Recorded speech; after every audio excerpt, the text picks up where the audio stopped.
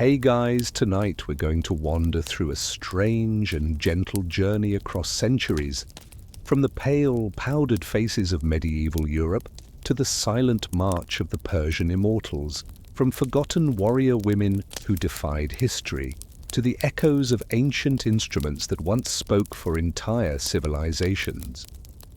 This is not a tale of battles shouted with fire, but of beauty paid with poison, of armies that seemed eternal but faded, of women whose names flickered in chronicles, and of music that still lingers like a whisper across time.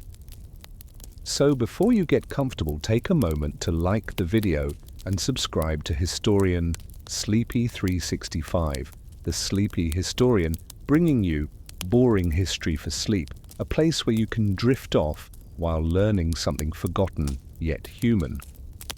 Let me know in the comments where you're listening from and what time it is for you right now.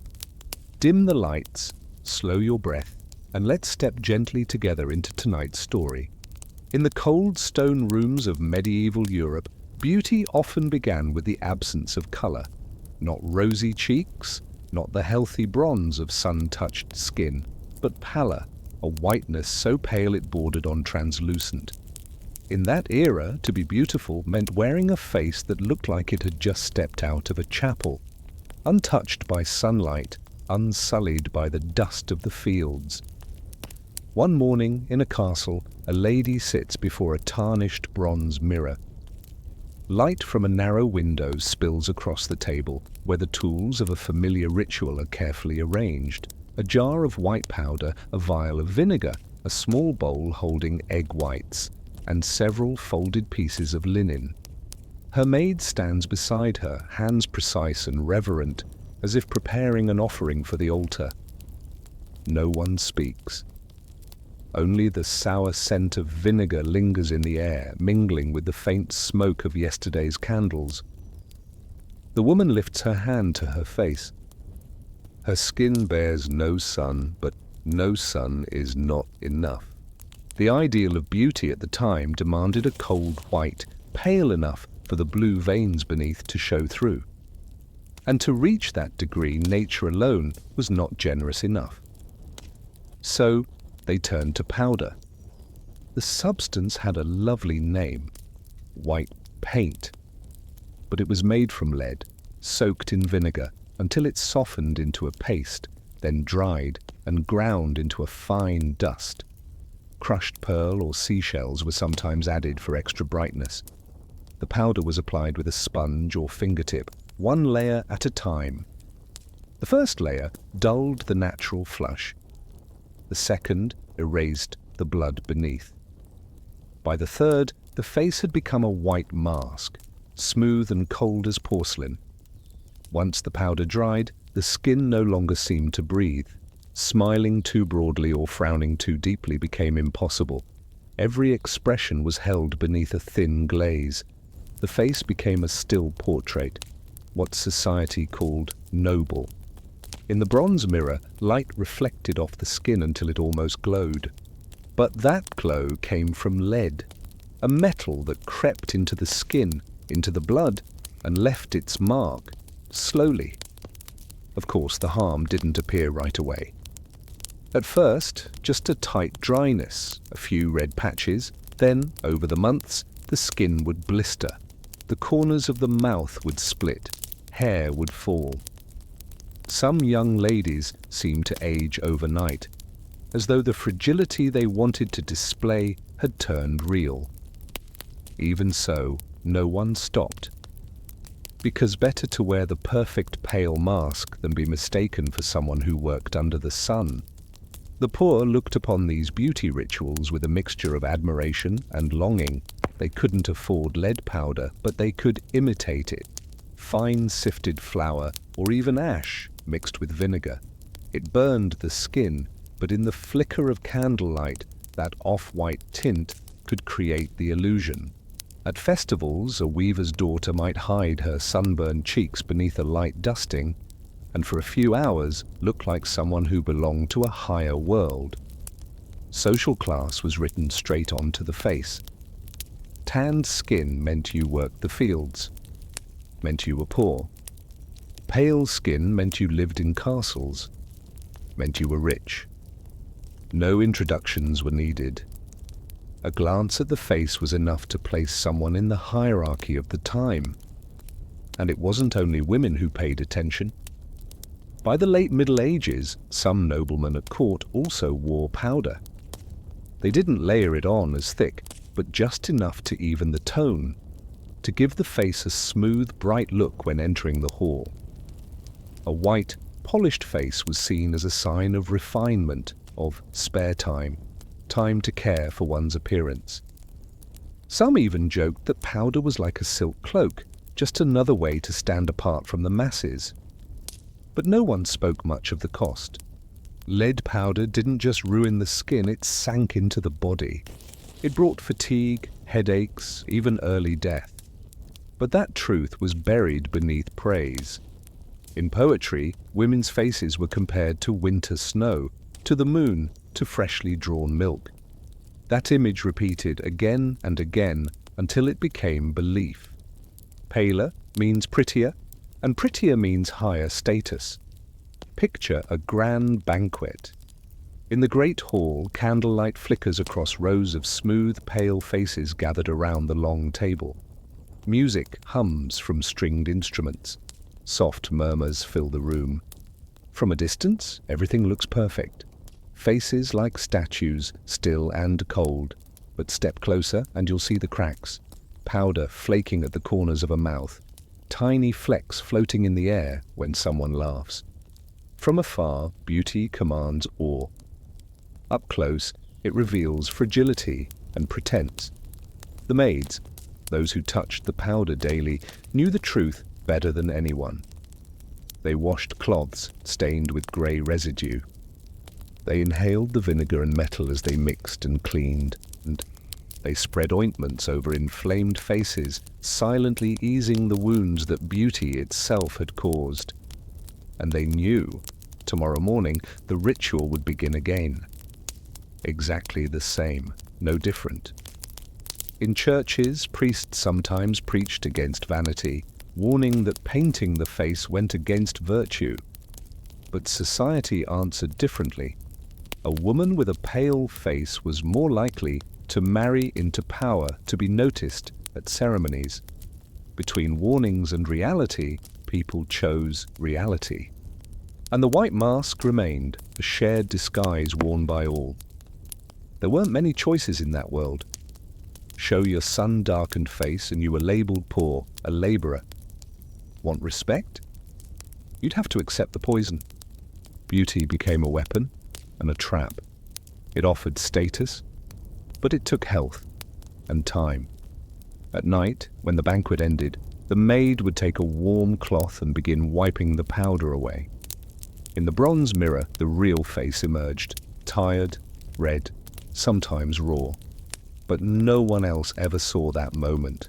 By morning, the white mask would return, and the cycle would begin again.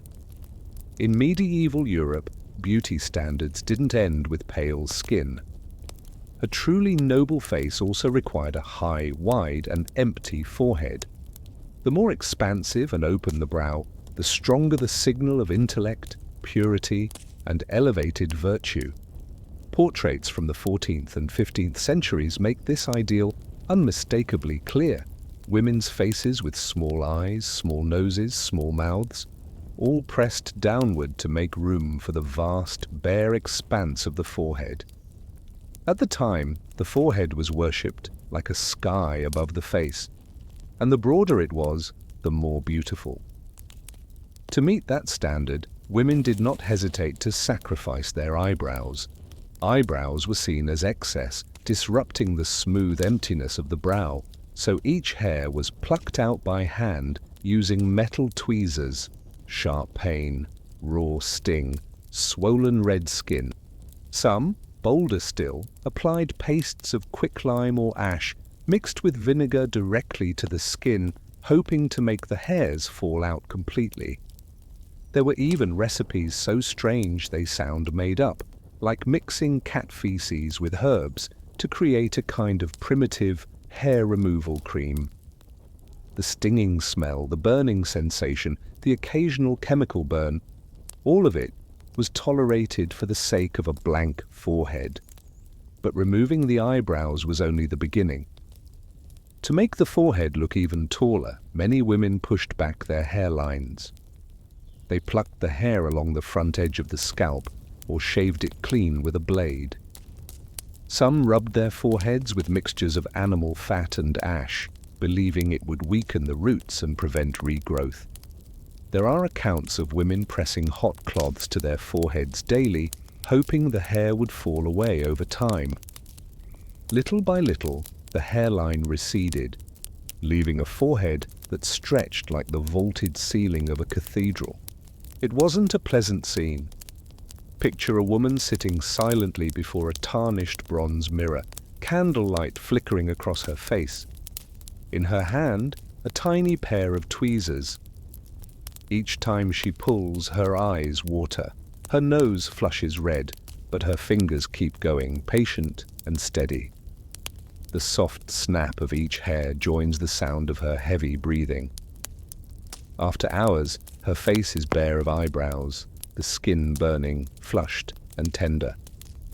A maid steps forward to apply a salve made of milk and honey to soothe it.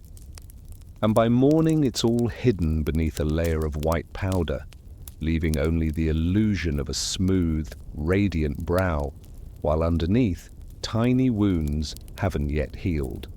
Fashion and accessories supported this aesthetic. Towering hennin hats shaped like cones, long trailing veils, and chin-covering wimples were all designed to elongate the face and draw the eye upward toward the forehead. Combined with plucked brows and a receded hairline, the entire appearance became a portrait of elegance, at least by the standards of the time. In poems and courtly songs, the ideal woman was always described with a forehead bright, high, and smooth. Poets compared it to the moon, to fields under starlight, to snowy meadows. These verses repeated the same image, reinforcing the belief that beauty was not in a sparkling eye or a brilliant smile, but in the emptiness, the smooth, blank space on the face. Of course, the cost was steep. Many women suffered chemical burns from overusing hair removal pastes. Some lost their eyebrows and hairlines permanently, leaving behind patches of shiny, red skin. In the summer, sweat ran freely down their foreheads. With no brows to stop it, eyes would sting. In winter, their faces were bare and cold in the wind. But these discomforts felt small next to the yearning for admiration. Not everyone followed the trend. In the countryside, working women kept their thick brows and full hairlines, both to block the sun and because they had no reason to endure such pain for aristocratic beauty. They might find the high foreheads of noble women absurd or unfamiliar, but they didn't dare mock them. The boundary between noble beauty and ordinary appearance was strictly maintained. One side displayed its difference with plucked brows and retreating hairlines. The other kept to nature. And so two worlds existed, physically close but aesthetically divided. Yet despite the pain, despite the strangeness, the standard endured for centuries. The portraits that remain prove it. Faces with tiny eyes, tucked beneath massive foreheads, faces robbed of expression by the absence of eyebrows, once hailed as the pinnacle of beauty. And in the flickering candlelight, perhaps those very faces convinced people of the time that they were witnessing grace and refinement, when in truth they were looking at a product of pain, of discipline, and of the ruthless beliefs that governed what it meant to be beautiful. In the dim light of cold stone rooms where thick walls held in both damp and the scent of hearth smoke, the medieval woman didn't stop at turning her face into a pale white mask. The picture wasn't complete without a touch of pink.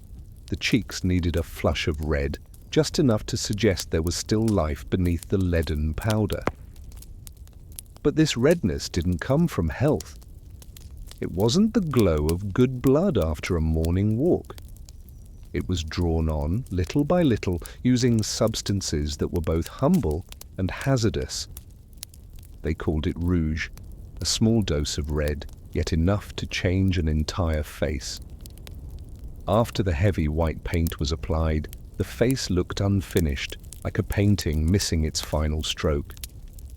But with just a dab of red on the cheeks, the face gained depth, a trace of warmth, a softness that made it feel alive. And yet, to create that shade, medieval women turned to ingredients that were sometimes hard to believe.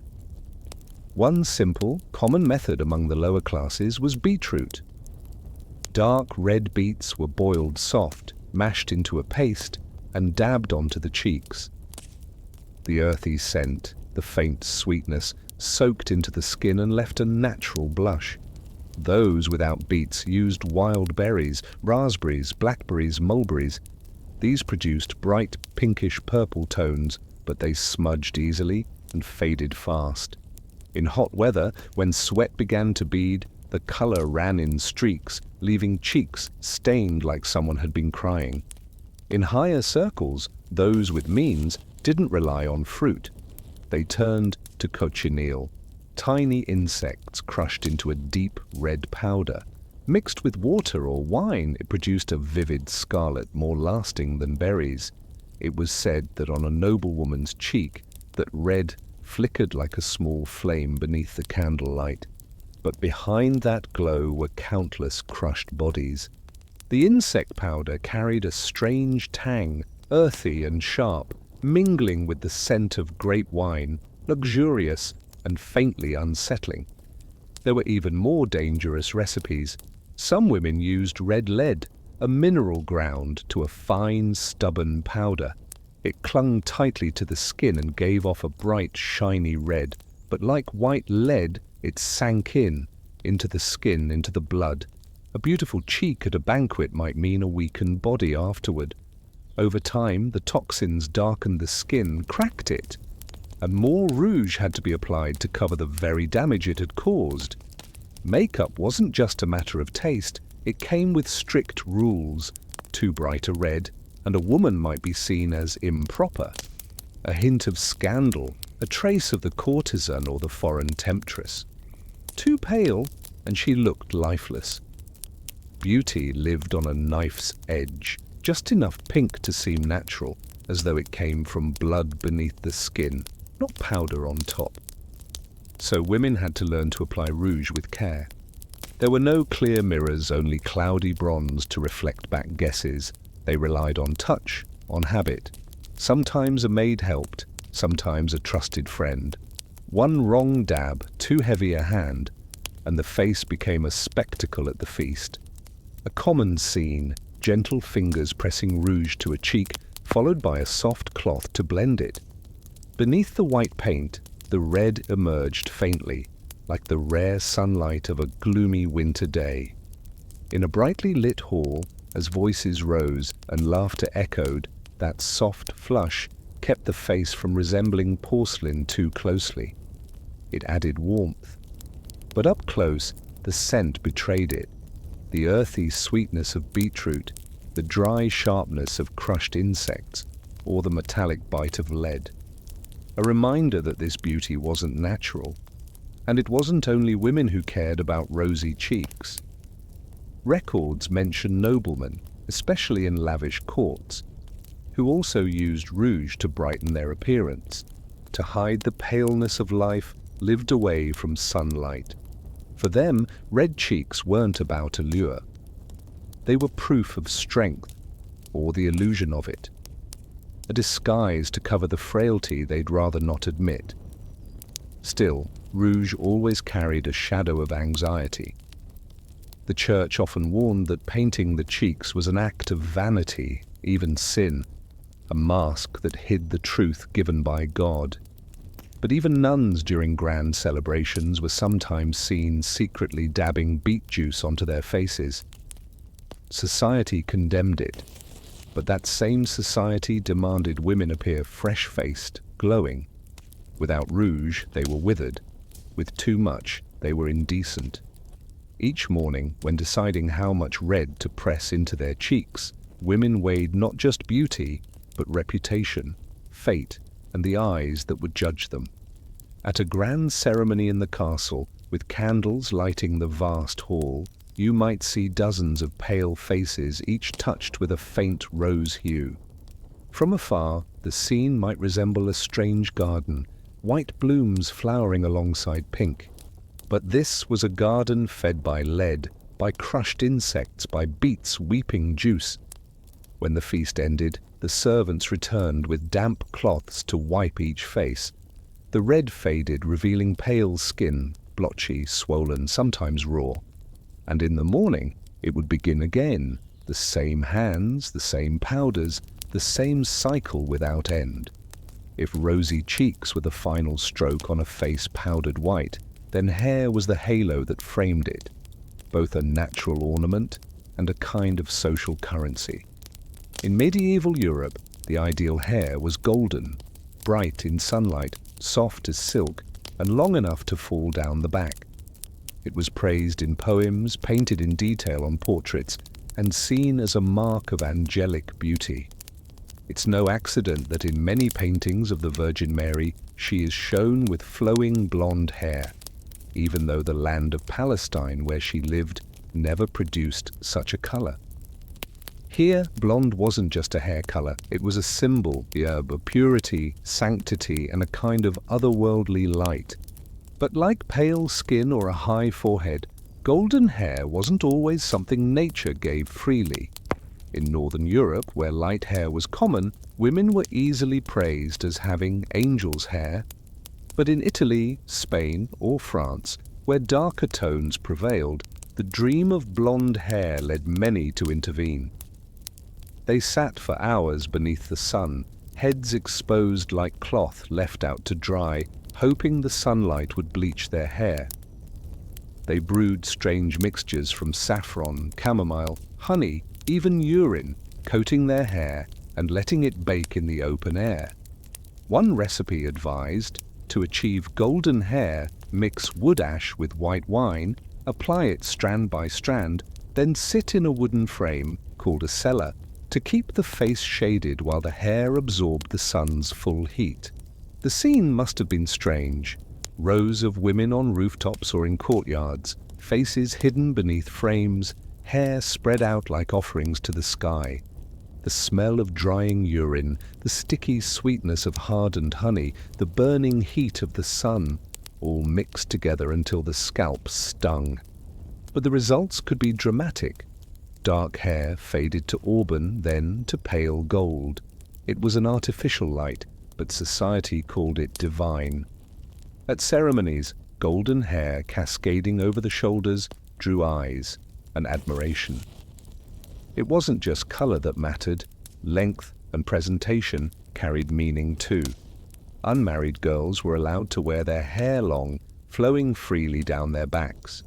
With each step, each movement, the hair would sway, a sign of innocence, but also of allure. But the moment a woman married, her hair vanished from view. It had to be hidden under veils, hoods, or thick cloths. Layers of fabric, sometimes tight and hot, made the scalp sweat. But it was a social duty. From then on, the hair belonged to her husband. It was no longer a public ornament. Out of this duty grew a whole world of headwear. Most common were long veils that draped over the back, or wimples that covered the chin and neck. There were coifs, snug white caps worn beneath heavier cloths. Among the nobility, cone-shaped hennins, sometimes over a meter tall, became symbols of extravagance. Hair was braided tightly and hidden inside, while veils flowed from the tip like banners. As women walked, the veils trembled, mysterious, elevated.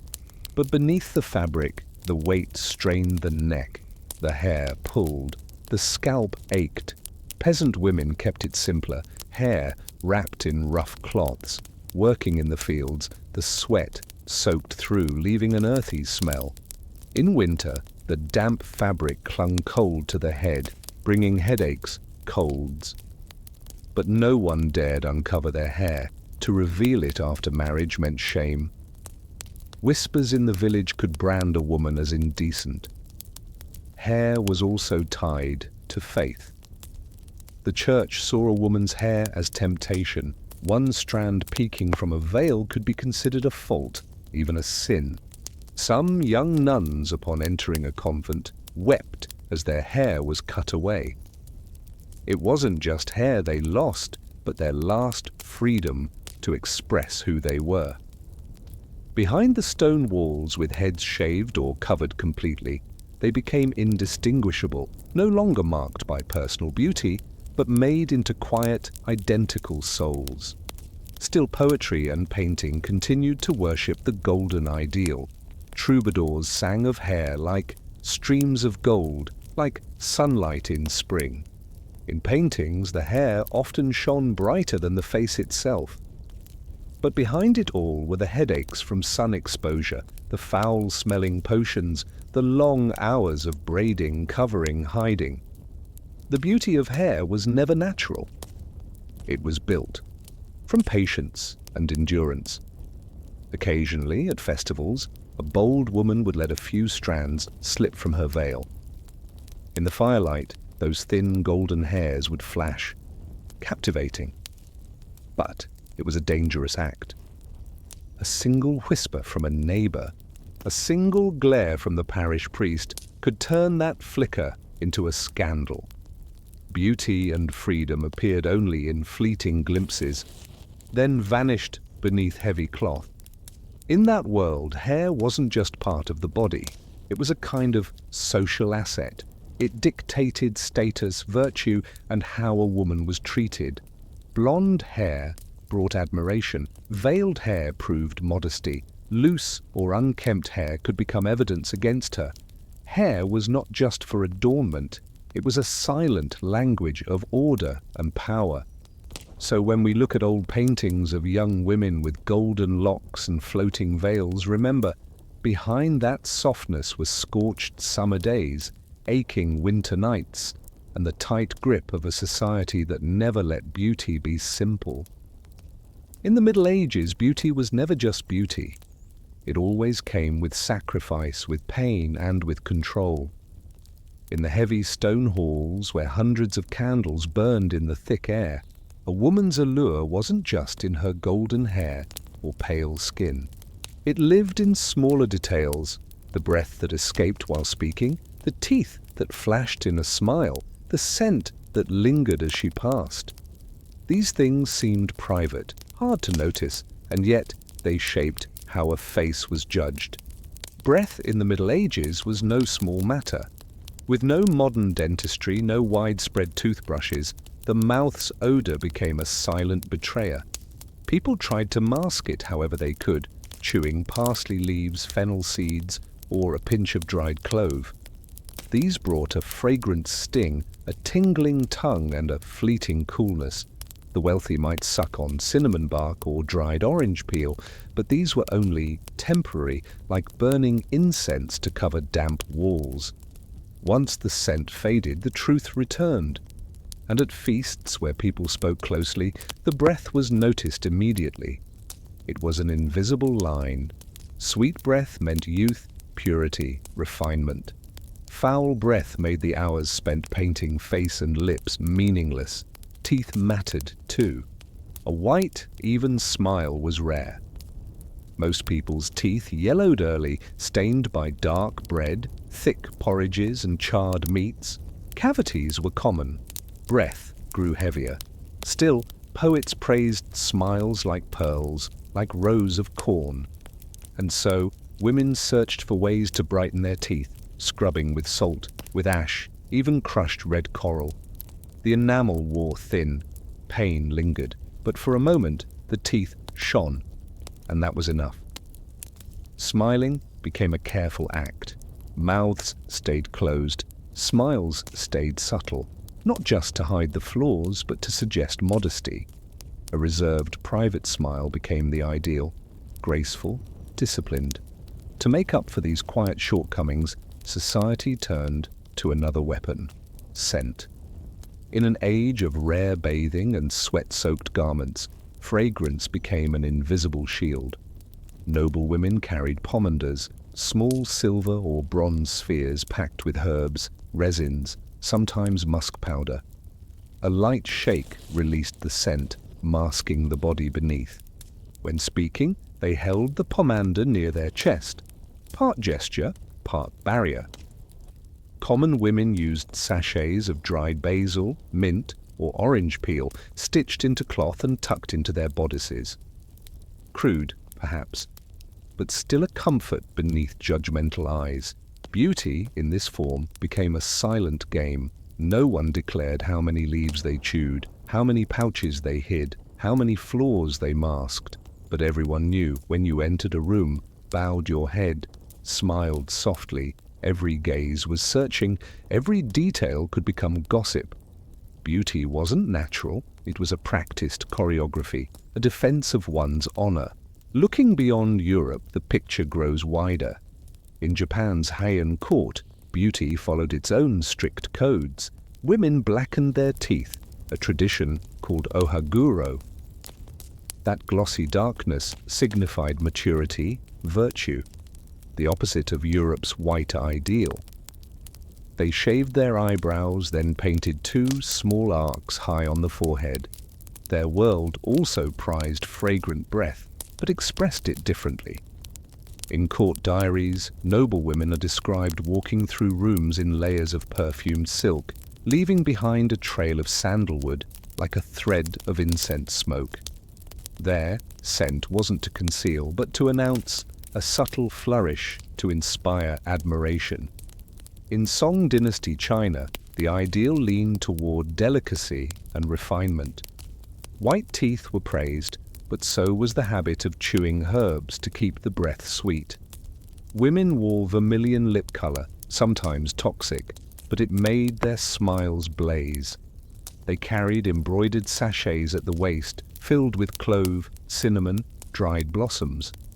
Like the pomander, they were both shield and signal, proof of taste and elegance. In Mesoamerica, among the Maya and Aztec, the ideal went further. The Maya treated teeth as canvases, drilling tiny holes and inlaying precious stones. When they smiled, light flashed. Mint leaves and tree resin kept the breath clean. Fragrance came from ceremonial smoke. Among the Aztec, necklaces of fragrant herbs were both beauty and spiritual armor. In rituals, the scent of burning copal resin was believed to bridge the human and divine. There, beauty wasn't only about attraction, it was about connection to the sacred. Put these portraits side by side and one thing becomes clear. Across Europe, Japan, China, and the Americas, beauty hinged on the tiniest things. A smile, a breath, a trace of scent. But each culture turned them into its own language. Europeans feared foul breath, flawed teeth, and hid their smiles. Heian Japanese turned black teeth and incense into refined elegance. Song Chinese used red lips and perfume sachets as calling cards. The Maya adorned their teeth with gems, a display of power, of devotion. The common thread is this: beauty was never just biology. It was tied to power, to class, to the boundaries we draw. A breath could define nobility. A row of teeth, white or black, could signify civilization or virtue. A passing scent could declare one's place. These were quiet messages carried further and faster than any word. And when we return to the image of the medieval woman, with lead-white skin, bare forehead, flushed cheeks, hidden golden hair, and breath masked with herbs, we see it clearly. Beauty, then, was a language. It made no sound, but it was understood. It spoke of wealth, of purity, of distance. And yet when we zoom out to Heian, to Song, to Maya, to Aztec, we realize that same language was everywhere. Only the accent changed. The meaning remained. Across cultures, across time, humans have always used their bodies as symbols, turning small details into tools of communication, of control, of belonging. Perhaps that's what makes the history of beauty so haunting. It's not just about skin or hair. It's about power, fragility, and the longing to be seen. Across Europe, Asia, the Americas, beauty has always reminded us we have never stopped using our own flesh as a form of speech. And that speech, however strange, however harmful, was how we made ourselves heard. While medieval beauty standards in Europe showed us that power could be hidden in a closed-mouth smile or the sweetness of one's breath, elsewhere in the ancient world, power wore armor, stood in ranks, and moved in perfect silence. In Europe, a woman was admired for golden hair, for pale skin. But in ancient Persia, a king was revered for his immortal army, a force that never dwindled, never wavered, never died. They were the Persian Immortals, 10,000 strong always, a living emblem of empire, where beauty wasn't found in a face, but in uniformity, in fear, in the quiet terror they left behind. In the wide valleys of ancient Iran, where dry winds carried the scent of dust and tree resin, an empire was rising. It was the 6th century BCE, and Cyrus the Great was transforming a small kingdom into a vast political machine, stretching from the banks of the Indus to the shores of the Mediterranean. An empire needs many things: laws, taxes, roads, but more than anything, it needs a symbol, not one carved in stone or whispered in promises, but something alive, present, moving alongside the king, a visible, unmistakable force that told every onlooker, this power does not fade. And so the Immortals were born, not as legend but as design. According to Herodotus, their number was always 10,000, no more, no less. When one fell, another stepped in, like a river losing a drop, its shape unchanged. This was how immortality was built, not through magic, but through organization. None of them were truly deathless, but the army itself never diminished. To outsiders, they appeared as a solid mass. Once they arrived whole. To Cyrus, they were the machinery of rule, an instrument of control over a vast, fractured land where rebellion could spark in any tongue. Picture the first morning an immortal unit marched through the gates of Babylon after the city had fallen. Dust still lingered in the streets. People peeked from behind shutters. They did not see weary soldiers caked in mud. They saw a formation, cloaks embroidered in shining thread, weapons gleaming, steps perfectly in sync. Leather soles struck brick roads like a slow drumbeat. No one shouted, no one boasted. It was the silence that unsettled. This wasn't an army. It was a moving wall, the embodiment of imperial authority, draped in armor and shield. Cyrus did not choose common men. To become immortal, one had to be born into rank, loyal to the royal house. They trained from childhood, riding through wind-blown deserts, enduring hunger on long marches, learning to shoot arrows mid-gallop, hands calloused, eyes unblinking, even when facing a spear. It was said they learned to bear pain in silence, never crying out when wounded. Even a groan could fracture the illusion of immortality. Each morning, they ate the same rations: flatbread, dates, thin wine, enough to survive, never enough to soften. Within repetition, discipline took root. They were no longer individuals, but links in an unbroken chain. It was this sameness that created the illusion. The Greeks, watching them, called them immortals, because no matter how many fell in battle, the number never changed. But behind the myth was a system, a machine waiting off stage with replacements always ready, like a theater troupe rehearsed to perfection. If one actor disappeared, another stepped in. The scene played on. The audience never noticed. It wasn't magic, it was administration. And administration at times is more terrifying than sorcery. Behind this army stood the will of Cyrus. He knew conquest was not only about victory, it was about planting fear and awe. To see the immortals marching through a plaza was to be reminded the king's power does not waver. The gleam of scaled armor, the upright spears, the eyes that never flickered, each was a moving ritual, a living reminder that the empire was eternal and resistance futile. Perhaps the most chilling thing wasn't their weapons, it was the silence.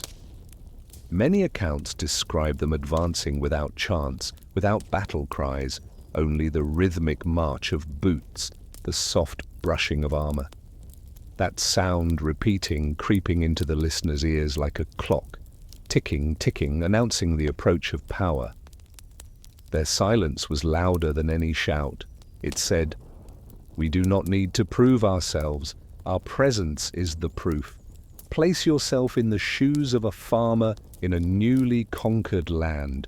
You know they are men, but they do not move like men. You look at one face, then the next. No difference. Same posture, same expression. It feels like they are copies, identical bodies in identical motion." The beauty here is not softness. It is the cold, unyielding beauty of order. An order of iron, without hesitation, without mercy. Cyrus, in creating this army, did not simply build a fighting force. He built a symbol, a psychological tool. At ceremonies, when he sat upon his throne, the immortals stood behind him like a wall of light. They did not speak, they did not fidget. And in that stillness the king appeared surrounded by the presence of eternity. Each time they stood behind him, the image was seared into memory. The king is never alone, and his strength never ends. At night, around the outer fires of the camp, ordinary soldiers might sing, joke, tell stories. But within the immortals' quarters, silence reigned. They ate in lines, they cleaned in lines, they slept in lines. Other soldiers looked on, curious, uneasy. But it was this unease that made the immortals who they were. They were no longer men, they were instruments, the embodiment of law. In Cyrus's hands, they became the spine of the empire, not only the king's shield, but the tip of every spear, the guard against rebellion, the constant reminder that imperial eyes were always watching.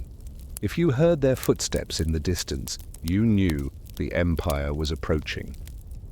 If you saw their spears standing like a man-made forest, you knew there would be no room for resistance. Their creation, then, was no accident. It was Cyrus's answer to a question every emperor must face. How do you hold a vast empire together? His answer lay not only in roads or decrees, but in the shape of 10,000 identical bodies, ever present, never fading. That is how he made immortality from mortal flesh. From that first dawn, the name Immortals spread. To enemies it carried fear, to subjects reverence, to history legend. But at its root it was just an idea that immortality doesn't require miracles, it only requires a system. And Cyrus, master of empire, understood that from the very beginning. When the Greeks first encountered the Persian Immortals, what unsettled them wasn't just the numbers, it was the appearance. These soldiers didn't rise from mud and blood like so many others. They emerged like a living ritual, as though they were an extension of the throne itself. Each of the 10,000 was more than a soldier. Each was a thread in a moving tapestry woven from silk, scale armor, and absolute synchronization. Picture a dusty morning on the Grand Road leading into Persepolis. Civilians line the edges waiting for the king's army to pass. And when the first immortals appear, the street transforms. Their robes are not the dull color of earth, but red, blue, violet, sometimes brushed with gold, silk so fine it stirs with the breeze, catching the dry sunlight like a fluid mirror. Beneath it, scale armor flashes, overlapping metal leaves that shimmer and shift, flexible but firm, making a soft crackle with every move. There's no sloppiness, no wrinkled cloaks, no loose straps. They seem less like men and more like they've stepped out of a carved relief. Then comes the weaponry. In their hands, wicker shields, light yet unyielding. Stacked in line, they resemble a wall made of reeds, soft in nature, terrifying in formation. Behind each shield, spears held upright, turning sunlight into a forest of silver. At the hip, bows and quivers, clean and precise. Some carry short swords ready for close combat. And yet, strangest of all, they bear all of it without strain, as though the armor isn't armor but ceremonial dress. Their silence only deepens the strangeness. No chants, no marching songs, only the soft thump of leather soles on packed earth, a heartbeat shared by 10,000 bodies. People on the roadside hold their breath. Children shrink behind their mothers' skirts. The air thickens, heavy with the weight of uniformity. This was not the unity of ordinary men. It was the precision of something beyond human, a machine, each part moving in harmony, never pausing, never faltering. And that elegance, the silk, the shimmer, the stillness, was the very source of fear. Because when death arrives dressed beautifully, it lodges deeper into the mind. The Greeks were used to soldiers clad in bronze, faces visible, sweat dripping, bodies exposed to the weight of battle. But the Immortals were different. They were shadows wrapped in cloth, faces veiled, only their eyes showing, flat, unreadable. When you looked at them, you didn't see fatigue. You saw 10,000 identical forms stepping in time. No way to know who was weak, who might falter. And that was what made them terrifying. Psychological warfare was the Immortals' hidden blade. Every detail of their attire was calculated to send a message. The embroidered silks whispered of nobility. These were not cheap foot soldiers. The shining scale armor wrapped them in endless light.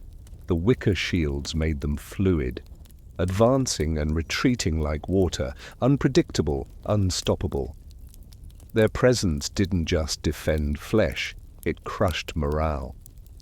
Before battle even began, the enemy felt themselves losing. Even in ceremonies, they held the same form.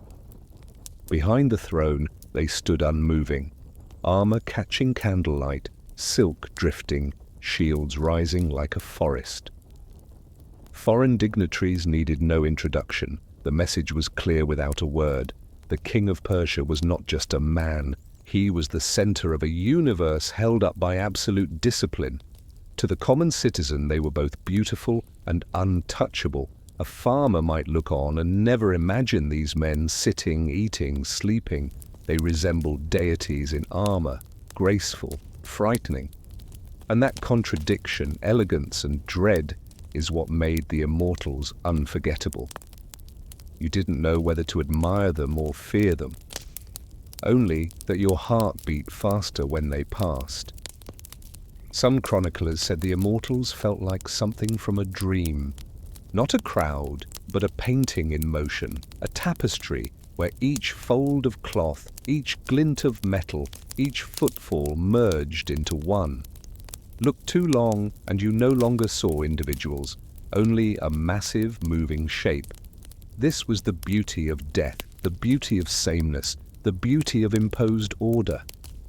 On the battlefield, that effect multiplied. When the Immortals advanced, the sound of their armor grew, like waves crashing, constant, swelling.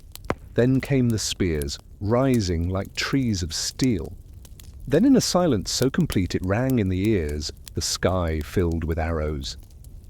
The enemy broke before the fight even began, not by blade, but by pressure. Death came not with screams, but with quiet inevitability.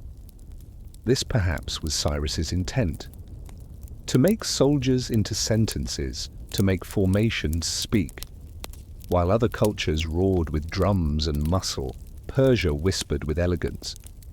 A curated elegance, designed to make enemies feel small before they even drew their weapons. That's why the Immortals weren't just an army, they were an emblem of silence, of unity, of the illusion of immortality the Empire so desperately wanted to project.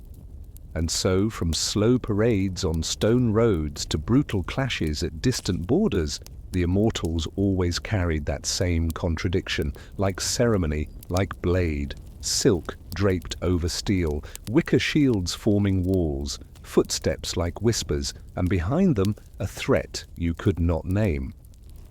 That graceful beauty in the red dusk dust became a nightmare. And that's why the world feared the Immortals. Not just because they could kill, but because they looked as though they had already left the world of men. Between the steep limestone ridges of Greece, where the sea claws at stone and steam rises from sulphur springs, there lies a narrow pass, a breath between mountain and ocean, called Thermopylae, the Hot Gates. It was here, in 480 BCE, that a legend cracked, not shattered by gods, but tested by human limits. And those limits were drawn not by a great army, but by a few hundred warriors, so few they should have meant nothing, yet so resolute they stunned the world. Xerxes, king of Persia, marched a colossal army into Greece. How many? Herodotus says millions. Modern scholars say hundreds of thousands, but all agree it dwarfed the Greek forces. At the center of this force, as always, were the Immortals, 10,000 strong, uniformed, armed, flawless, in formation. They were the king's dagger, a blade he drew when resistance needed to be split wide open. Thermopylae was where Xerxes drew that blade. He believed the Immortals would cut through the defenders as easily as silk through wind. But the terrain betrayed him. This was no open plain. It was a stone hallway, narrow enough that only a few dozen men could stand shoulder to shoulder.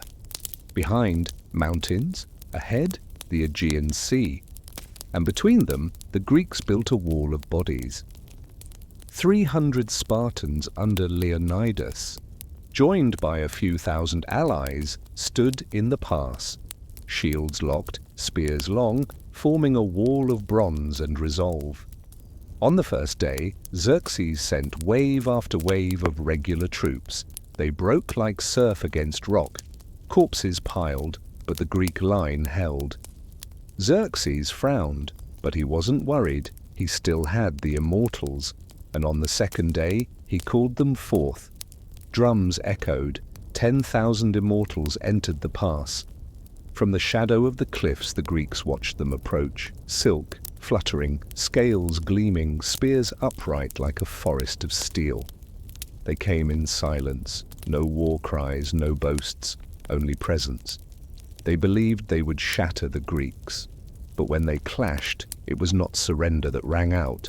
It was metal on metal, wood snapping and breath caught short. The Greeks held their line. Their longer spears pierced through wicker shields, through scale armor, while the Persians, trapped in the tight pass, couldn't maneuver. The Immortals were used to fluid motion, but here they were pinned. Their short spears couldn't reach. Their bows were useless with no room to pull or retreat. Wave after wave, they attacked. Wave after wave, they were repelled. Their enemy, small, outdated, backward, had turned the terrain into a fortress, and inside that fortress, every move was precise. Greek round shields blocked every slash. Greek spears reached beyond Persian range. Immortals fell. And for the first time the myth wavered because the world saw it clearly. They were not immortal. They bled, they fell. They cried out in death. The silence shattered by the final screams of dying men. Herodotus, with his usual dry edge, wrote that the Immortals fared no better than common soldiers. And perhaps that was Persia's deepest wound, not the body count, but the image. 10,000 elite warriors could not break through a few hundred Greeks. That image rippled outward. It spread like fire through Greek cities. A whisper, then a boast, even the immortals could fall. Picture a Spartan warrior, sweat on his brow, grip tight around his spear, locked eyes with the Persian before him. What does he see? Not a god, not a monster, but a man panting under metal scales, and when the spear drives through, he knows immortality was only a shadow, and in the light of reality, shadows vanish. Yet the fracture only deepened the myth. Even in retreat, the immortals did not break. They fell back in order. They did not scatter. They did not scream. Even in blood, they held their line. And that too left an impression. Though they lost, they remained silent, as if silence was their final armor. After Thermopylae, the name Immortals did not disappear. It simply changed meaning. The Greeks still called them that, but now with a wry smile. Immortal in name, not in fact. And Persia, though the war continued, felt the first crack in the mirror it had polished so carefully. Thermopylae was not just a narrow place between cliffs and waves. It was the narrow place between legend and reality. Here, the immortals learned, no system is immune to terrain. No discipline is unbending under stone. No man-made immortality can survive unchallenged. But even in defeat, they left behind an image. Men who died in perfect silence, who bled without chaos, who fell without surrender. And that made them both dethroned and immortalized.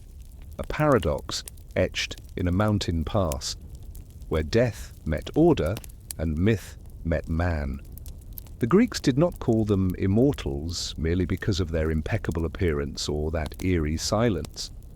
The name came from something colder, a mechanism. 10,000 men, always 10,000. No more, no less. If a warrior fell under the desert sun, another stepped in. If one grew ill, someone else was already prepared, dressed in the same armor, carrying the same wicker shield, taking their place as if nothing had happened.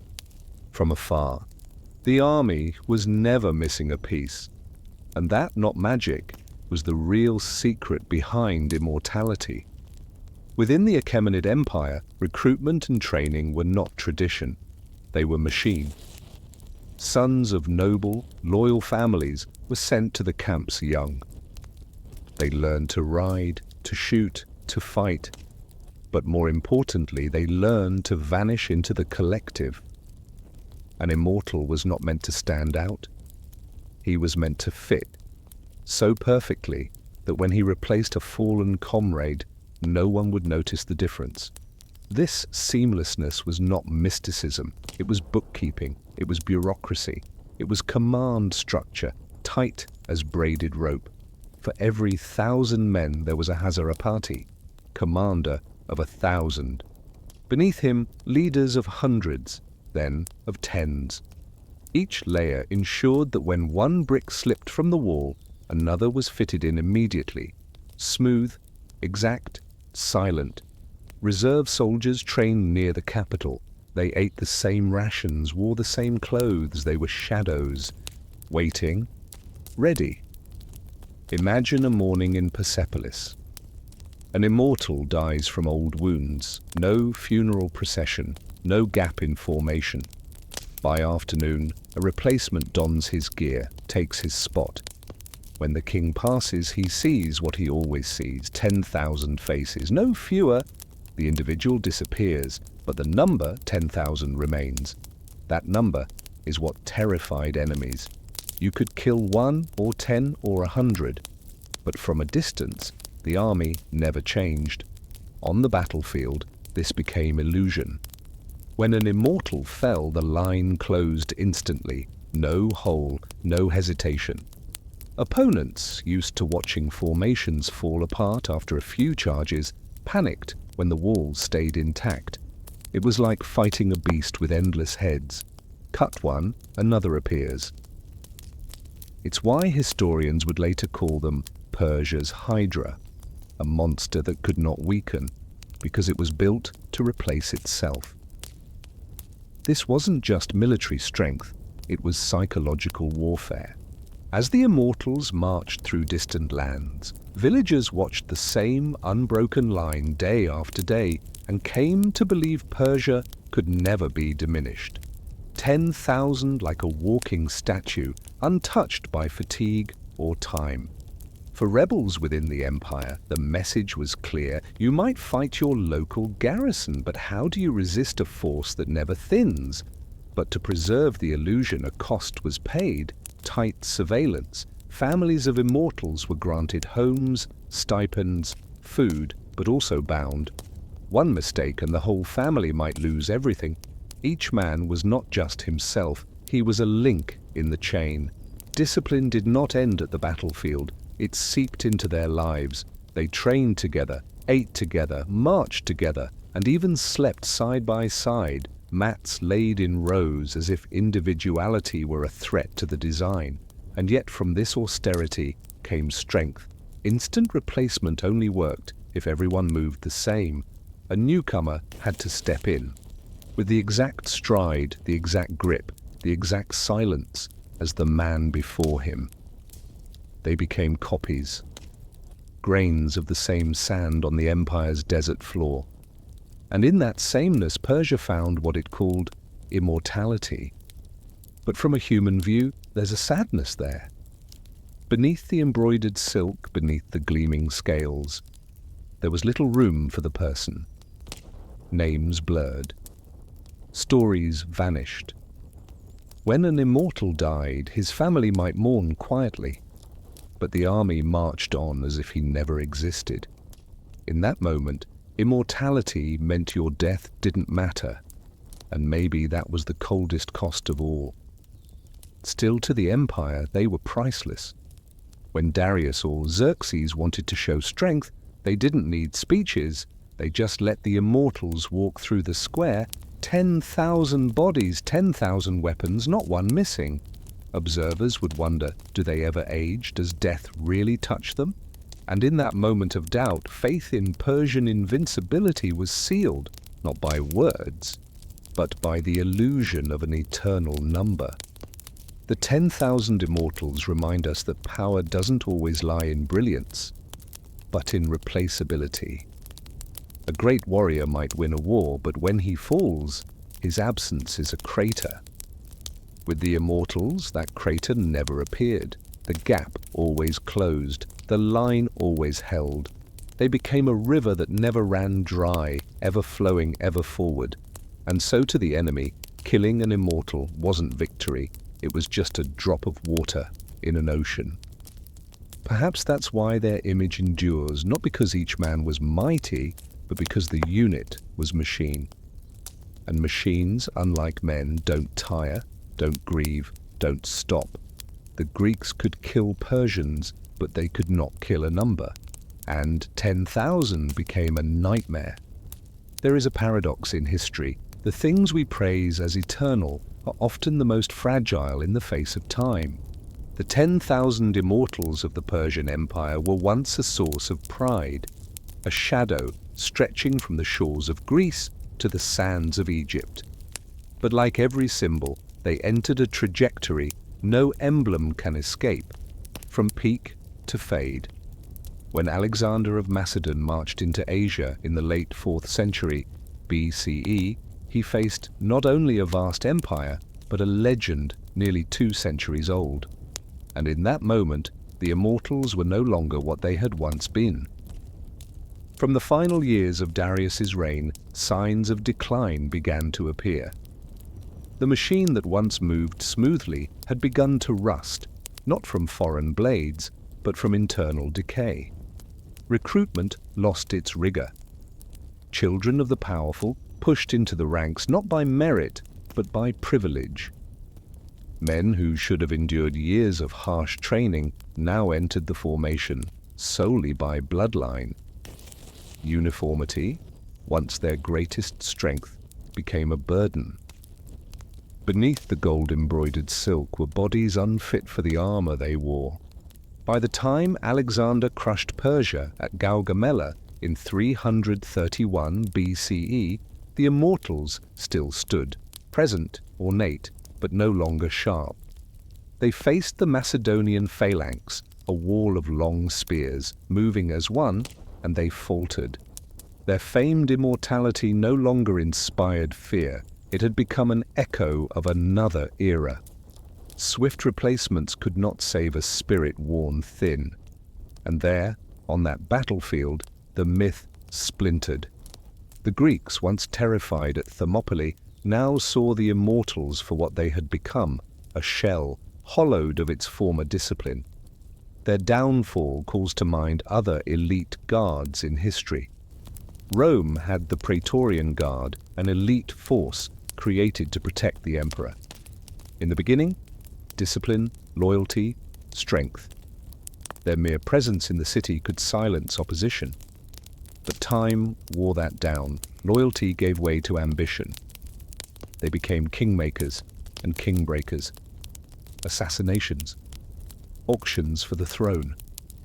From symbol of power, they decayed into a warning sign of corruption embedded at the core. If the Immortals decayed through softness and formality, the Praetorians decayed through excess and control. Centuries later, the Ottoman Empire would forge the Janissaries, a corps taken from Christian children, raised and trained into unwavering warriors. For generations they were the Ottoman blade, carving from the Balkans to the Middle East.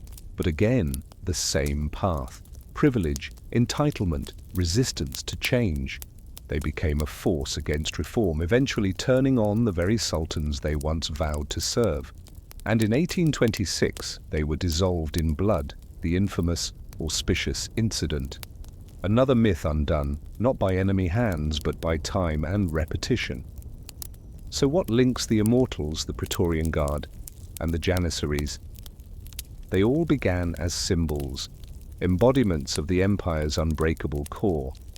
But as the years passed, as the original purpose warped, as the men inside no longer carried the spirit they once did, their immortality proved to be illusion. Immortality of a group, if built on people, dies with people. True immortality, if such a thing exists, only lives in systems, in mechanisms maintained, in machines that outlast individuals. And perhaps that is why, when we speak of the Immortals today, we do not recall the names of any one warrior. No one remembers them like Leonidas, or Alexander, or Boudica. What we remember is the image, the silent ranks, the 10,000 shadows moving as one. Their immortality is not in their bodies, but in memory, preserved in sculpture, in script, in the fear they once stirred.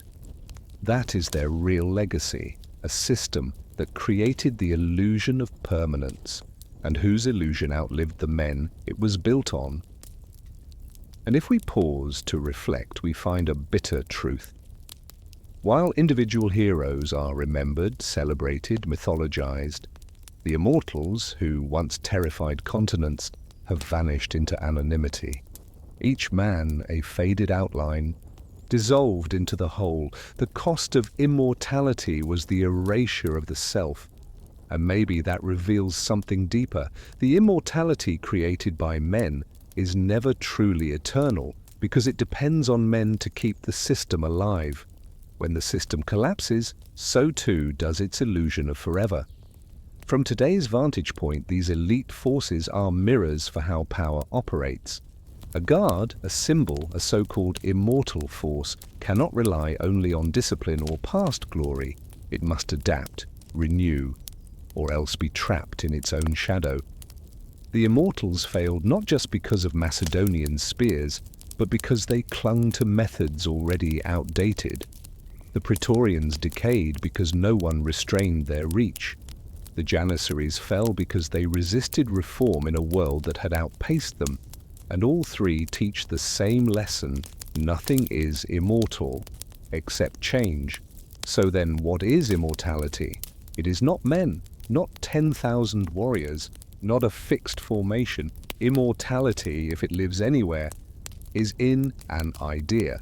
The idea that numbers don't waver, that order can conceal death, that a system is stronger than the people inside it.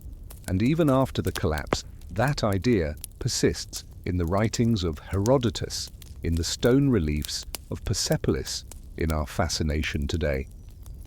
At a deeper level, perhaps the immortals reflect us, the modern world. We build systems, organizations, corporations, nations, hoping they'll outlast us, that they'll be immortal. But the history of the immortals reminds us there is no magic in that kind of forever, only cost. The cost of individual sacrifice, the fading of identity. And when a system no longer nourishes the soul inside it, its immortality shatters, leaving behind nothing but numbers. So the story of the immortals is not just a chapter of ancient Persia, it is a mirror. It shows us the immense strength of order and its limits. It reminds us that a system can simulate eternity, but not escape the fragility of time. And in the end, it tells us this: sometimes the only thing truly immortal is memory. Our memory. Those who come later, who remember, retell, and still shiver at the image of 10,000 silent figures marching across the desert. As Persia's immortal army faded into the dust of history, what remained wasn't just the image of 10,000 silent men marching in perfect formation, but a lesson. No system is truly eternal. And if the power of the collective could make empires tremble, then at times it took just one person, a single individual, to send waves crashing back with equal force. In many cases, that individual was a woman, someone history's official record often tried to erase. From the steppes of Scythia to the jungles of West Africa, from the battlefields of Japan to the flooded plains of England, they were not shadows behind curtains, but arrows, blades, and battle cries that tore through centuries of silence. Now we step into their stories, the forgotten women warriors, each name a fracture in the wall of patriarchy that stood unbroken for thousands of years. Across the vast steppe stretching from the shores of the Black Sea to the banks of the Yangtze River, where wind howls year-round and the grass grows taller than the knee, a nomadic culture once carved itself into the imagination of the ancient world. The Greeks called them the Scythians, horsemen who seemed fused to their mounts, living without permanent homes, migrating with the seasons, and fighting with bows as if they were extensions of their own limbs. In stories retold by Herodotus and other ancient historians, one detail always lingered in curiosity. Scythian women fought. They hunted, they went to war, they died side by side with men. To the settled civilizations of the ancient world, where women were confined behind walls, this sounded like fantasy. But beneath the cold soil of the Kurgans, the burial mounds scattered across Ukraine, Kazakhstan, and southern Russia, archaeology told a different story. Time and again, archaeologists opened wooden coffins expecting to find male warriors, only to uncover the skeleton of a woman. Not laid to rest with jewelry and cosmetics, but with bent bronze arrowheads, dented iron swords, and fragmentary remains of scale armor.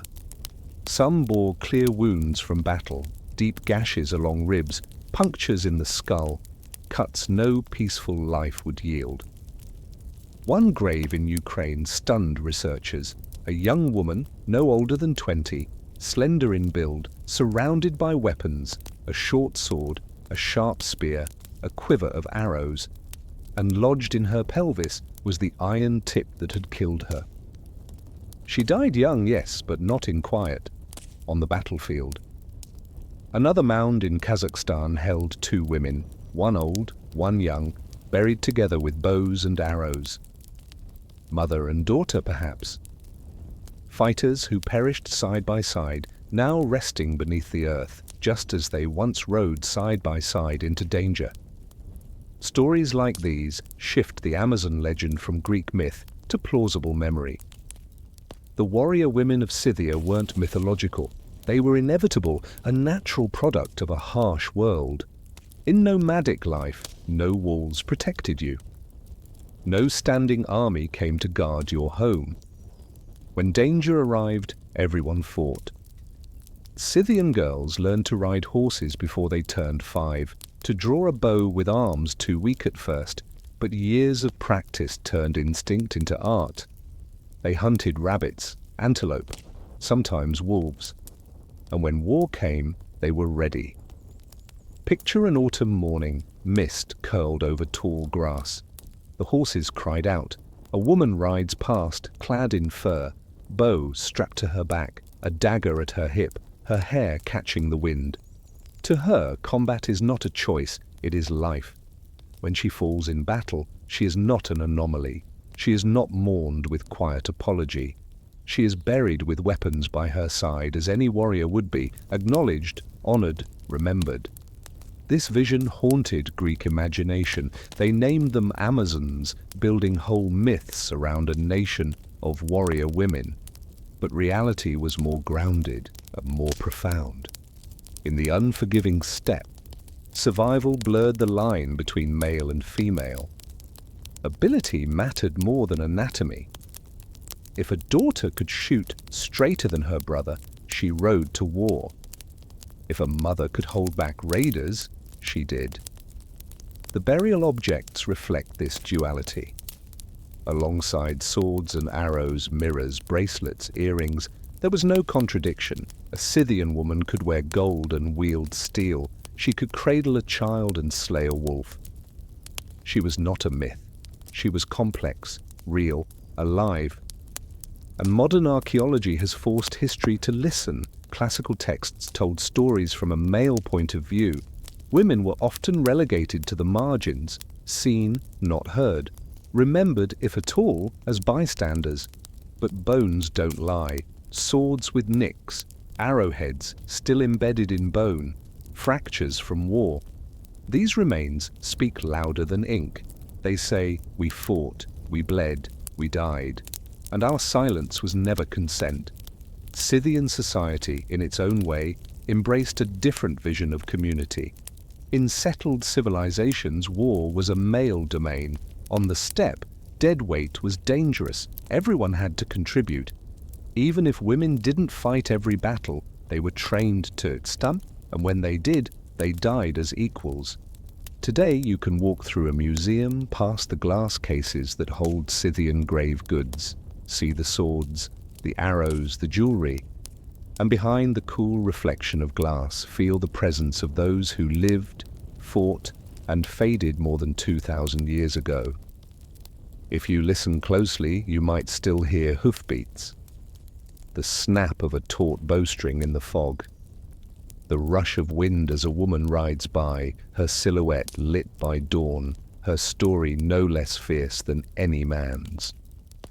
On the West African coast, where tropical forests stretch into one another, broken by fields of oil palms and small fishing villages, there once stood a kingdom that astonished the first European explorers who set foot on its shores. It was Dahomey, and now part of the Republic of Benin. A kingdom small in territory but rich in a tradition of war, and known above all for one extraordinary force, its female warriors, called the Agogi. Later the French gave them a name that etched more easily into memory.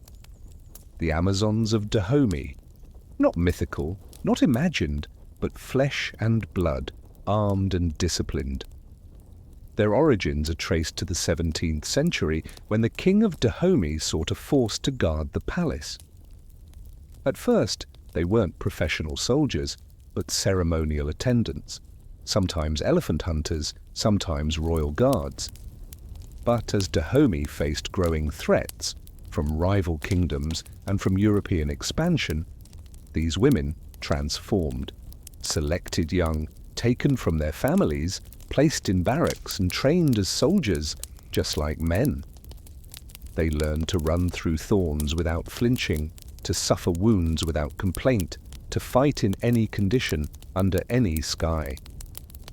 Accounts from the 19th century describe them in vivid detail. A missionary once wrote of the agoge marching across the palace grounds, chanting in unison, armed with spears and muskets, moving as one, like a wave crashing forward. European observers compared them to elite forces from their homelands and were stunned to realize these were women, many of them young, their eyes burning, their discipline unshakable. They swore absolute loyalty to the king. They married no one. They bore no children. They lived to protect Dahomey, nothing else. Their barracks life was half military, half monastic. They slept on simple mats, ate millet and vegetable stew, trained from dawn until dusk. When not learning to fire muskets, they practiced ambush tactics, stealth in dense forest, and silence that could stretch for hours in the dark. It's said their training included running through rows of thorns, tests of strength and pain, where the weak were dismissed. It was a closed world, and only courage and loyalty let you stay in it. In war, the agoge led the charge. They wore short indigo tunics, loose trousers, sometimes a red cloth tied around the head. Their weapons evolved from spears, throwing knives and bows, to muskets and bayonets by the 19th century. They moved in formation, singing chants of warning, and hurled themselves at the enemy with such fury that even trained soldiers hesitated. In battles against neighboring kingdoms, they often cleared the way for the main army, never retreating no matter the cost. Their legend peaked during the French invasion at the end of the 19th century. In the wars of 1890 and 1892, the agoge became Dahomey's fiercest resistance. Even with modern rifles, artillery, and European tactics, French troops were forced to admit, these women fought with near-suicidal bravery. Witnesses told of them charging into gunfire, fighting with daggers once their bullets ran out, refusing to fall back. One woman, wounded, wrapped herself around an enemy soldier, dragging him to the ground with her last strength. Another French officer wrote of watching one agoge slice his comrade's throat in a flash, then turn calmly to face the line of rifles aimed at her. He shuddered in fear and admiration. To the French, these women were no legend. They were enemies and equals, and that made the war unforgettable. But in the end, against superior firepower and a well-oiled colonial machine, Dahomey fell. By 1894, it was under French control. The agoge disbanded. Some survivors were given civilian roles. Most disappeared into history's shadows, but left behind a legacy of fear and reverence. What made their story remarkable was the setting. In a deeply patriarchal society where power was usually in male hands, the agoge existed as an official institution, recognized by the king, trained, relied upon. They were not exceptions, not a few rare heroines, but an organized corps that endured for centuries. That longevity turned them into a West African symbol, a source of pride and proof of how societies can adapt in the face of threat. Today, many associate the agoge with the fictional Dora Milaje from Black Panther. But in truth, history came first. The agoge weren't invented in a script. They walked the real soil of Dahomey. They held real weapons. They swore real oaths. And they died in real jungles where blood and smoke filled the air. Though absent from most Western textbooks, they remain part of humanity's memory. Proof that women warriors weren't just legends. They were real, proud, and devastating, on a land where freedom could only be kept by force. In the vast canvas of East Asian history, war and upheaval form a near-constant rhythm. As one dynasty crumbles, another rises. As one family claims power, another plots to seize it. And in those tense chapters, warriors were not always men. In the memory of Japan, China, and the lands around them, there remain the faint silhouettes of women who held swords, rode horses, and fell on battlefields. Their stories often buried under the dust of male-written chronicles, but not entirely lost. Two names stand out in Japanese history: Tomoe Gozen from the 12th century and Nakano Takeko from the 19th. Tomoe Gozen appears in Heike Monogatari, the epic that recounts the Genpei War between the Taira and Minamoto clans. She is described as one of the rare female commanders who led troops into battle. In that literary portrait, Tomo is both a beautiful woman, long hair, radiant face, and a skilled warrior, adept with bow, spear, and sword, no less than any man. Though the tale carries a romantic air, it's echoed in local legends and supporting records, leading many scholars to believe she was no fiction. In the Battle of Owazu in 1184, when Minamoto Yoshinaka's forces were defeated, Tomoe is said to have fought until the very end. One legend tells of her beheading a renowned enemy samurai before retreating. True or not, that image lingered in the minds of her time, a woman both graceful and deadly, gentle and unyielding. After the defeat, her fate becomes unclear. Some say she was forced into marriage, some say she became a nun, others say she vanished without a trace. Whatever the truth, her name endures, one of the few female warriors ever etched into Japan's official literature. More than 6 centuries later, another name rose in a time of crisis: Nakano Takeko, a warrior from the Aizu region, fighting in the Boshin War of 1868 to 1869.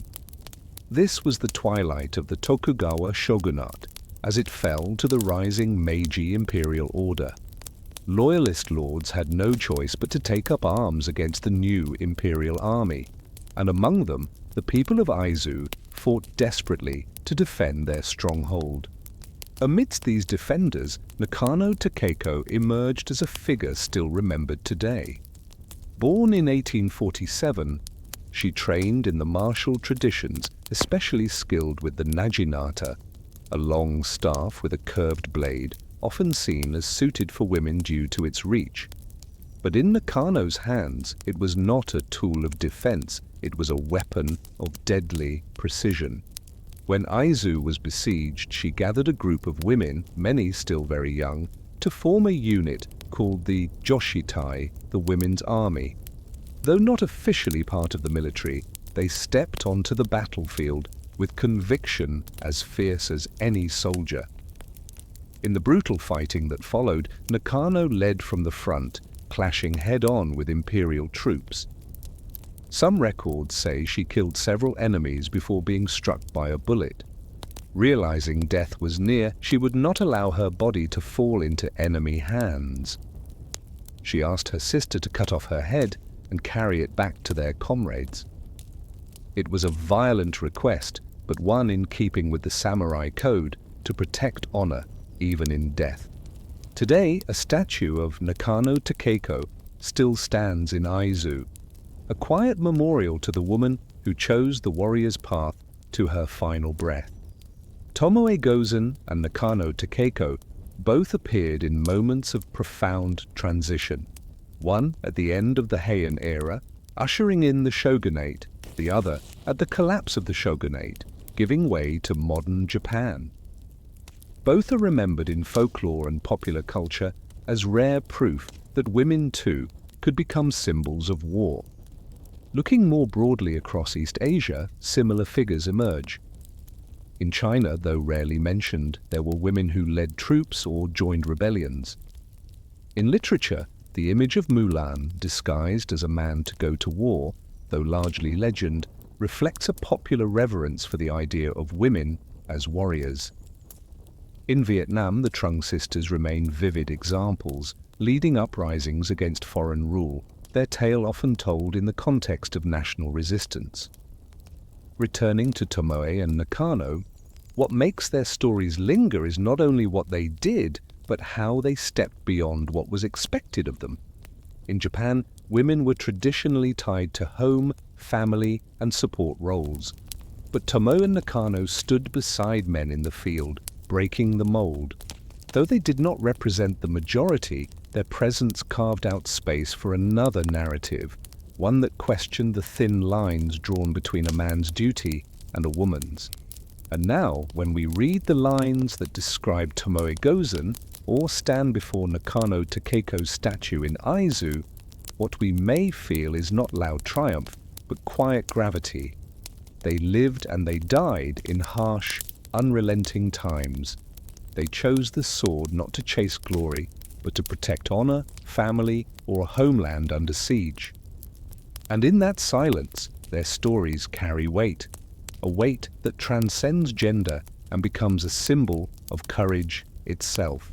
In history, there are moments when the image of a woman is not confined to the hearth, the quiet life behind bamboo hedges or palace corridors, but instead becomes the face of a nation standing tall in times of trial.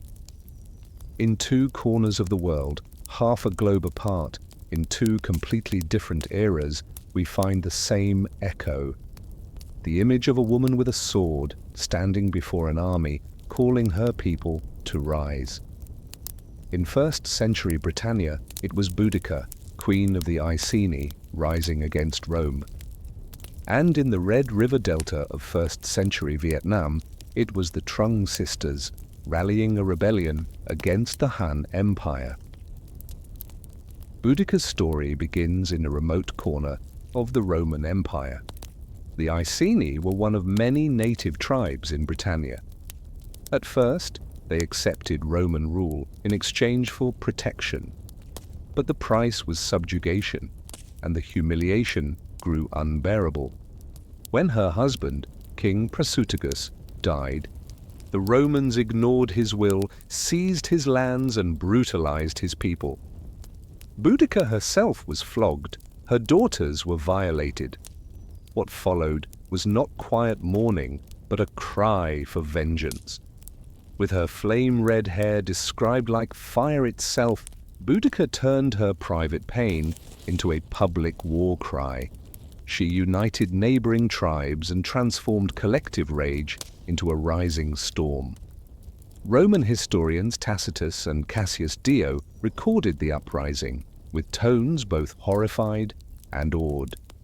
They wrote of Boudica's army, tens of thousands strong, burning Colchester to the ground, then marching on London, setting the city ablaze. Tens of thousands were killed, Roman settlers and local collaborators alike. It was a storm that shook the empire. Eventually, Rome rallied. With discipline and steel, they crushed the revolt. Boudica is believed to have taken poison, choosing death over capture. But even in defeat, she carved herself into Britain's memory as a symbol. A woman who did not kneel before the mightiest empire of her time. Far to the east, in a land of humid deltas and flooded fields, a story unfolded with uncanny parallels. Trung Trac and Trung Ni, two sisters under Han Chinese rule, refused to accept the oppression of their people. When Trung Trac's husband was killed, their private grief ignited a public uprising. They rode war elephants, they raised banners of rebellion, and they called on the people to rise. In mere months, they captured dozens of Han strongholds. An entire region was liberated. What struck the people then, and still today, was not just the scale of their campaign, but the sight of two women leading it. In folk memory, the image of the Trung sisters charging into battle atop elephants remains vivid. It became more than military legend, it became cultural heritage. Their uprising, too, was eventually crushed. The Han returned with overwhelming force. The sisters, rather than surrender, are said to have leapt into a river, choosing death over dishonor. But their story survived through shrines, village festivals, and generations of retelling. It became a pillar of Vietnam's national identity.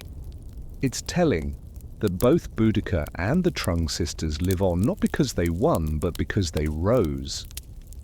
Their defeats did not erase their image, while on the contrary, it deepened their legacy. Because in the memory of a people, what matters is not always victory, but the moment someone stood and said, "This is enough." And in those moments, women too could become the standard bearers. Today, the parallel between Boudica and the Trung sisters makes history feel strangely connected and deeply human. One in the misty lands of far western Europe, one in the humid floodplains of Southeast Asia, one fought legions in polished Roman armor, one fought cavalry in rigid Han formation, but both chose the same ending: to turn suffering into uprising, to transform the image of women from the presumed weak and gentle into a banner of collective strength. In doing so, they ceased to be just figures of their own nations and became something more universal. Proof that the desire for freedom can rise beyond borders, even beyond gender. In the final pages of medieval history and throughout the storm-filled chapters of the modern era, the image of women on the battlefield has never fully disappeared. Some became religious legends cast in bronze and canonized. Others were reduced to dry figures in military reports.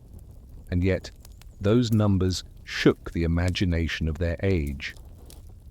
When we look at the story of Joan of Arc, a peasant girl in 15th century France, and Lyudmila Pavlichenko, a Soviet sniper of the 20th century, we begin to trace a quiet thread that runs through time. Women stepping into the most dangerous places, not as bystanders, but as agents shaping the fate of war. Joan of Arc was born in a small village during a time when France was fractured and burning under the 100 Years' War. She had no title, no formal education, only the belief that she had been chosen by divine voices. At first, her words about St. Michael, St. Catherine, and St. Margaret were met with skepticism by French leaders, but her conviction and her sheer presence became impossible to ignore. She didn't just wear armor and carry a banner with the image of Christ. She rode into battle, she led the charge to lift the siege of Orléans, and the spirit she ignited in her troops was stronger than any blade. Captured, tried, and burned at the stake at just 19, Joan's flame was not extinguished. It spread. She became a symbol of belief, a defiance of gender roles, a challenge to political dogma. Centuries later, she was canonized as a saint, but in the memory of the world, she remains first and foremost a girl with a sword walking against the tide of her time.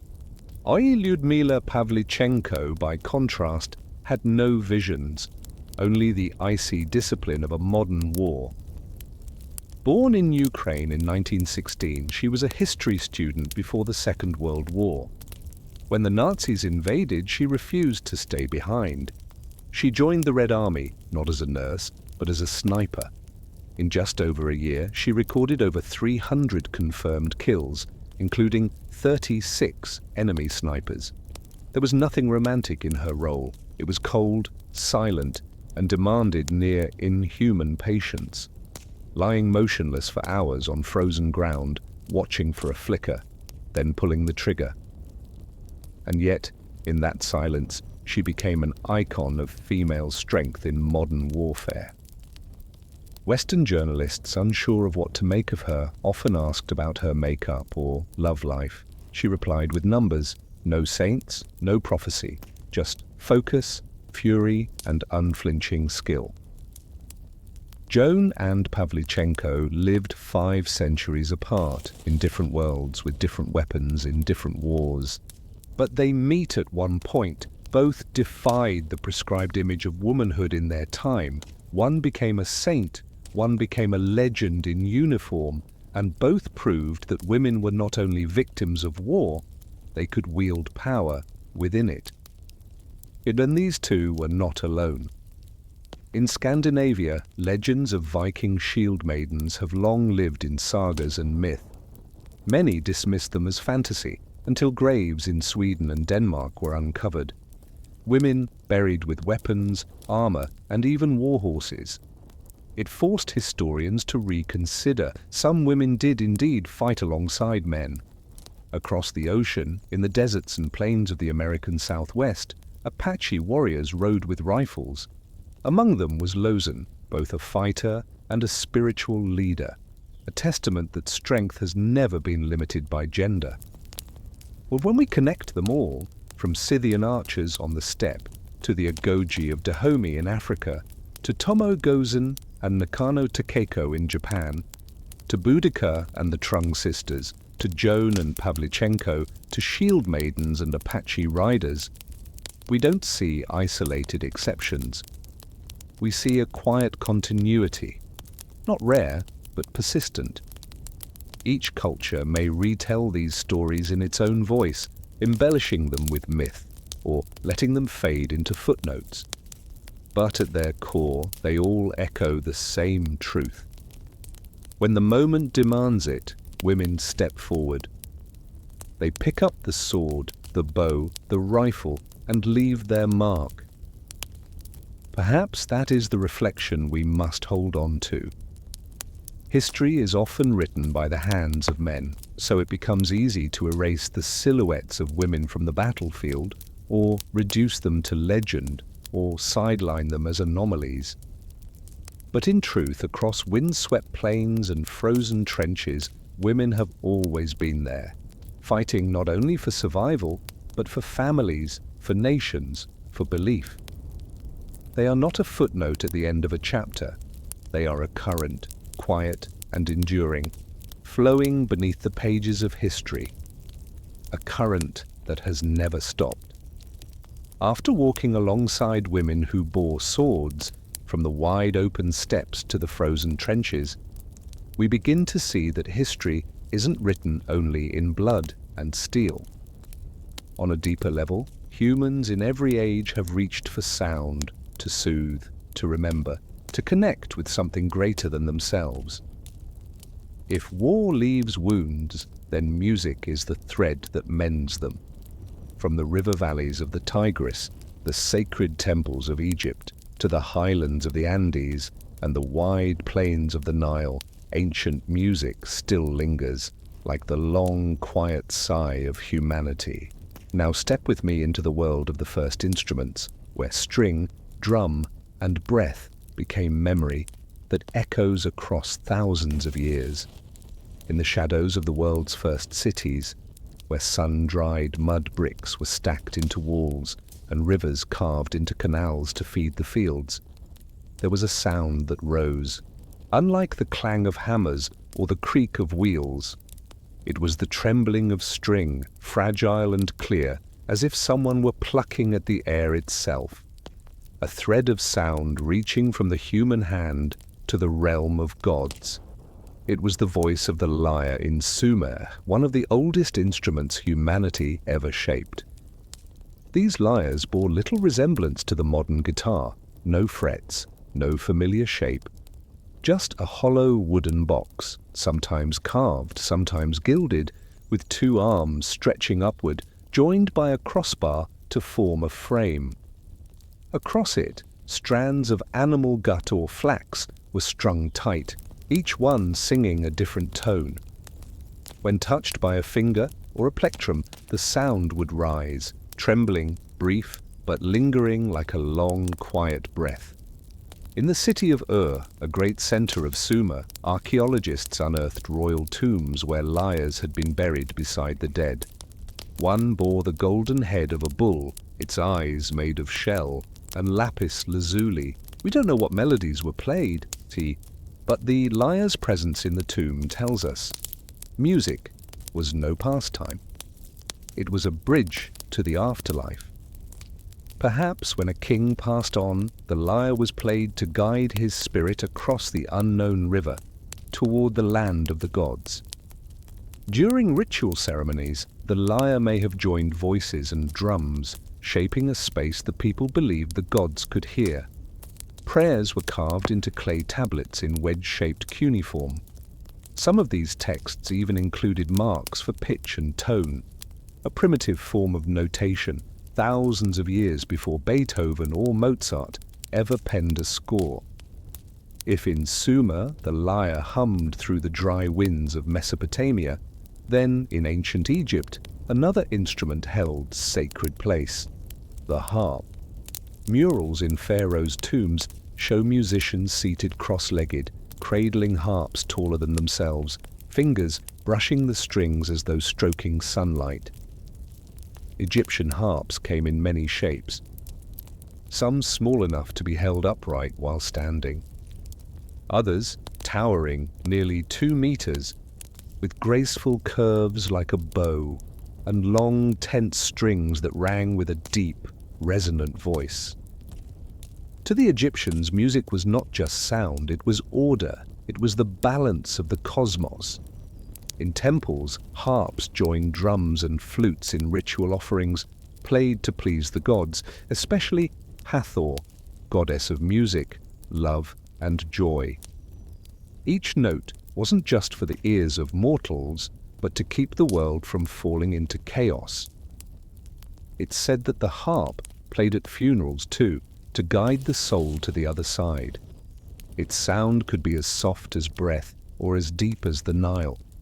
It was thought to speak in the language of transition, whispering on behalf of the living as they pleaded with Osiris to open the gates to the world beyond. On tomb walls, harpists stand beside scenes of feasting and dance, reminding us that music moved between joy and grief, between the living and the dead. Imagine a quiet evening by the Nile, palms swaying, oars dipping gently in water. Somewhere nearby, a harp might begin to play, its sound mingling with birdsong, with the wind, with the light. No microphone, no stage, only music dissolving into the world, as natural as breath. The lyre of Sumer and the harp of Egypt, though different in form and culture, shared one truth. They were more than entertainment. They were sacred. They were symbols of power and belief. The one who played them was not merely a musician, but a messenger, a bridge between human and divine. The strings, once set in motion, became invisible lines stretching across time, reminding us that sound can carry farther than footsteps, farther than death, to reach for the one thing humans have always longed for, a kind of immortality through memory. In the noisy chambers of ancient Greek theatres, amid the clatter of sandals on stone steps, the murmurs of the crowd, a sound would rise, thick, sharp, and unfamiliar. It wasn't the long hum of strings, nor the familiar beat of drums. It was a double-pitched, urgent cry, pressing, piercing, impossible to ignore. It was the voice of the aulos, a reed instrument blown through 2 pipes, forever bound to the rituals of Dionysus, god of wine, of ecstasy, and of surrendering control. The aulos was made of 2 pipes, each fitted with a vibrating reed. The player would blow both at once, producing a sound both shrill and haunting, a voice that could stir frenzy or lead the soul into trance. To the Greeks, this was the sound of divine intoxication, a religious frenzy, a moment when the line between human and God blurred. No wonder it featured in the rites of Bacchus, where dancers howled, drank deeply, and chased after moments of transcendence. In Greek theatre, the aulos played a central role. During tragedy, its tones stretched long and mournful, a wailing echo of grief. In comedy, it turned mocking, playful, urgent. Its music wasn't mere background, it was an invisible character, guiding the audience from laughter to sorrow, from calm to chaos.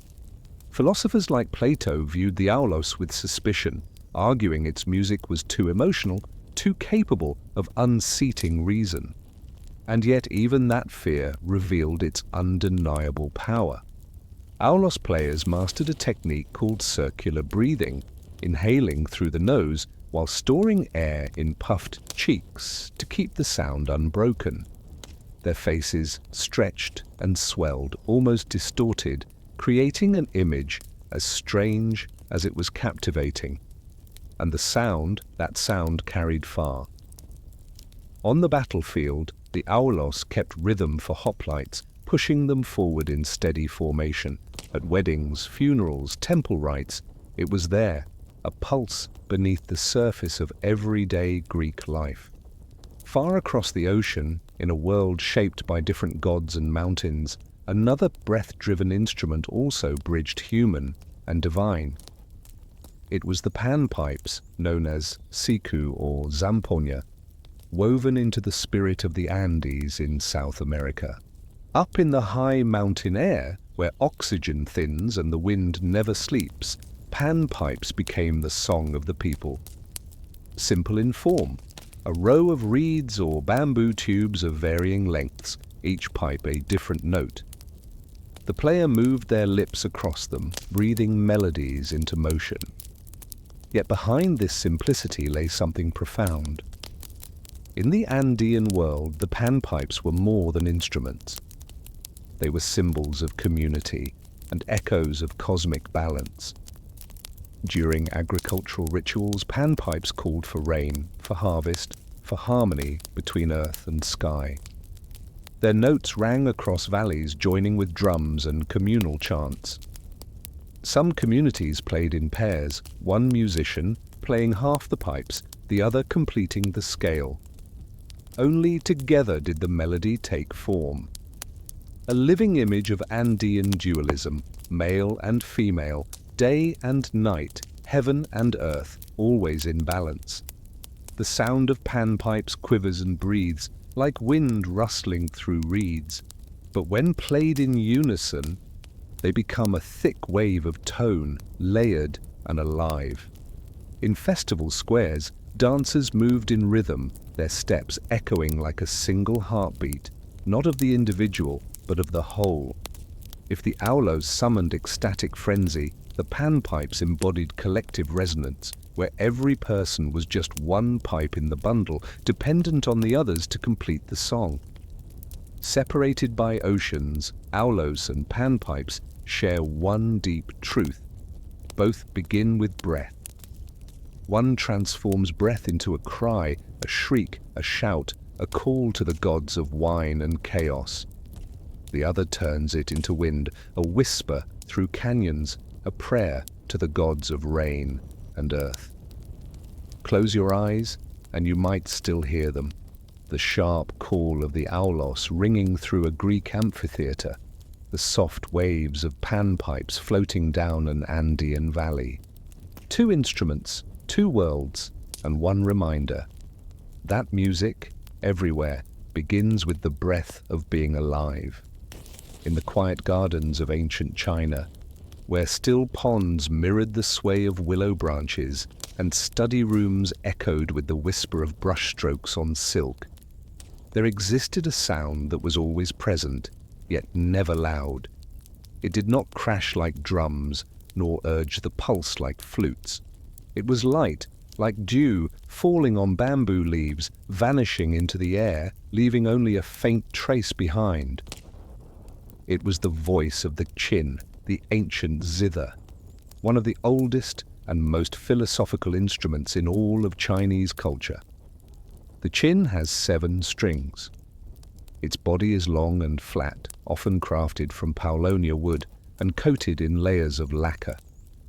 There are no frets, no fixed notes, only smooth spaces where fingers glide gently, pulling sound out from silence. A person playing the qin usually sits alone. Fingers pluck lightly, letting tones arise, linger, and fade back into stillness. To the ancient Chinese, this was not merely an art, but a form of self-cultivation, a means of tuning the soul. In Confucian thought, to play the qin was to refine one's character, to keep the heart clear and the mind in balance. It was said that as the strings resonated, so too did the spirit of the musician, vibrating in harmony with the cosmos. Scholars, poets, and statesmen regarded the qin as a companion of the soul. There are tales of someone playing under the moon and a distant friend, miles away, feeling the song in their chest. a moment of soul-to-soul connection that defied distance and time. In contrast, the guzheng, a different Chinese zither, carries a livelier spirit. Larger than the qin, it boasts more strings, 16, 21, sometimes more, stretched over a curved wooden surface. Movable bridges beneath the strings allow for dynamic pitch control. Its sound is bright, flowing, and when played quickly, it resembles the rush of mountain streams. While the qin was reserved for scholars and sages, the guzheng found its place among people. It played at festivals, in palaces and markets, its melodies clear and vivid, woven into stories drawn from daily life. Paintings often show young women seated by the guzheng, their fingers fitted with nail picks of bamboo or ivory, plucking both strength and grace from each shimmering string. In folk tales, the sound of the guzheng could stop birds mid-flight, still rivers in their course, or make a traveling soldier weep from homesickness. And yet both instruments are more than tools of sound. They are bearers of thought, of philosophy. The Chinese believed music reflected the order of the universe. A qin piece might represent the quiet purity of nature. A guzheng tune could capture the energy of human life. In both, music was meant not just to be heard, but understood, a space for contemplation. In the scholar's study, the qin often sat beside a go board, calligraphy and painting, the four cultivated arts. The qin was rarely played for crowds. It was music directed inward, for the player, not the audience. The guzheng, meanwhile, belonged to the public realm. It sang to gatherings, to dancers, to listeners. Two instruments, two worlds, yet both reflected one truth. Music is a mirror of the soul. Picture a sage by a forest stream, playing qin as wind stirs the bamboo. Now picture court musicians plucking guzhengs as dancers twirl under silk banners. Each image is different, yet both show that in ancient China, music was more than art. It was a link between person and nature, between self and society, between present and past. And even now, when a qin whispers slowly in the quiet, or a guzheng rings brightly through a hall, we can sense the layers of time within the sound, generations nested in each note. That perhaps is why these instruments endure, not just as objects, but as voices of a philosophy.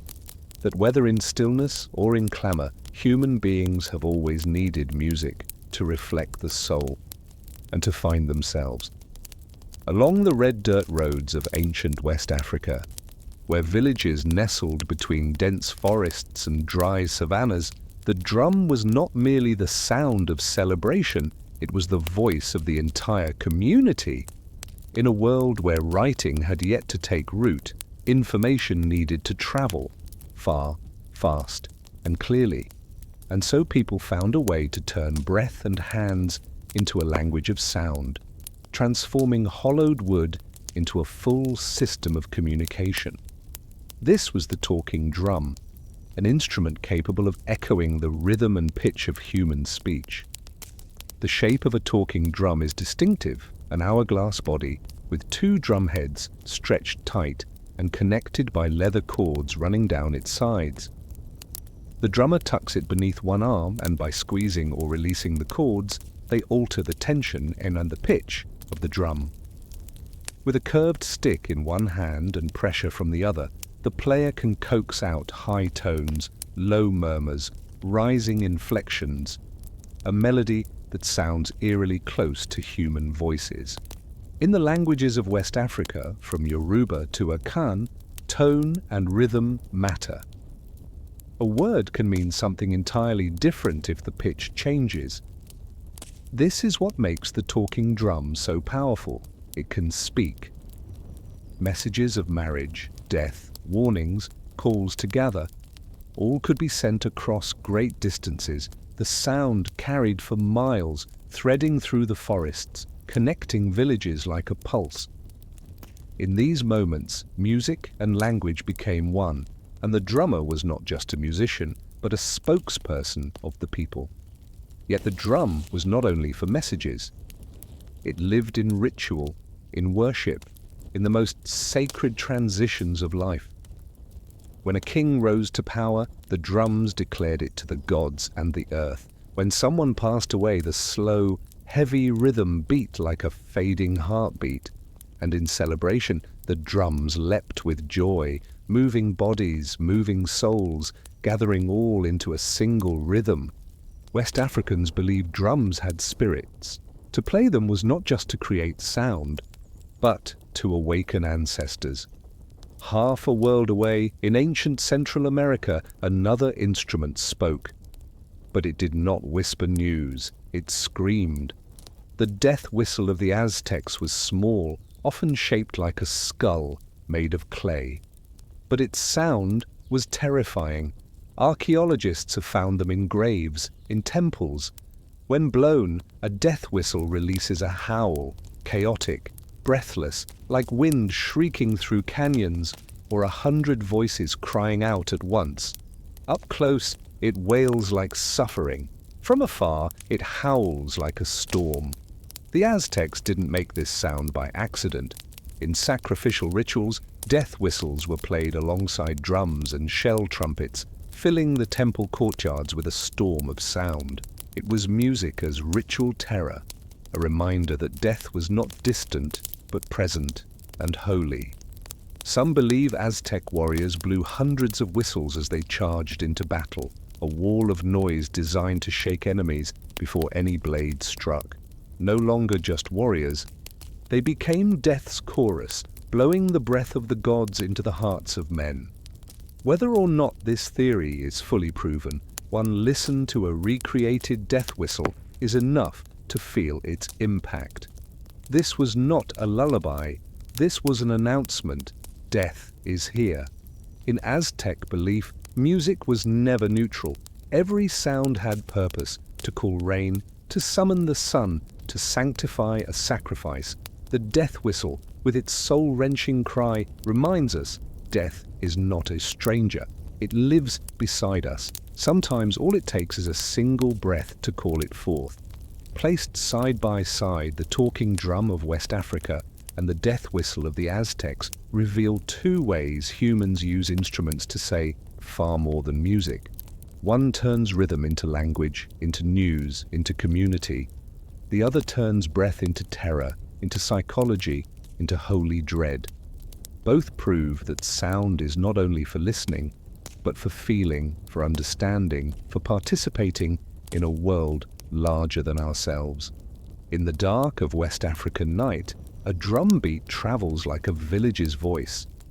In the mists of the Central American highlands, a whistle tears through silence like a warning from beyond.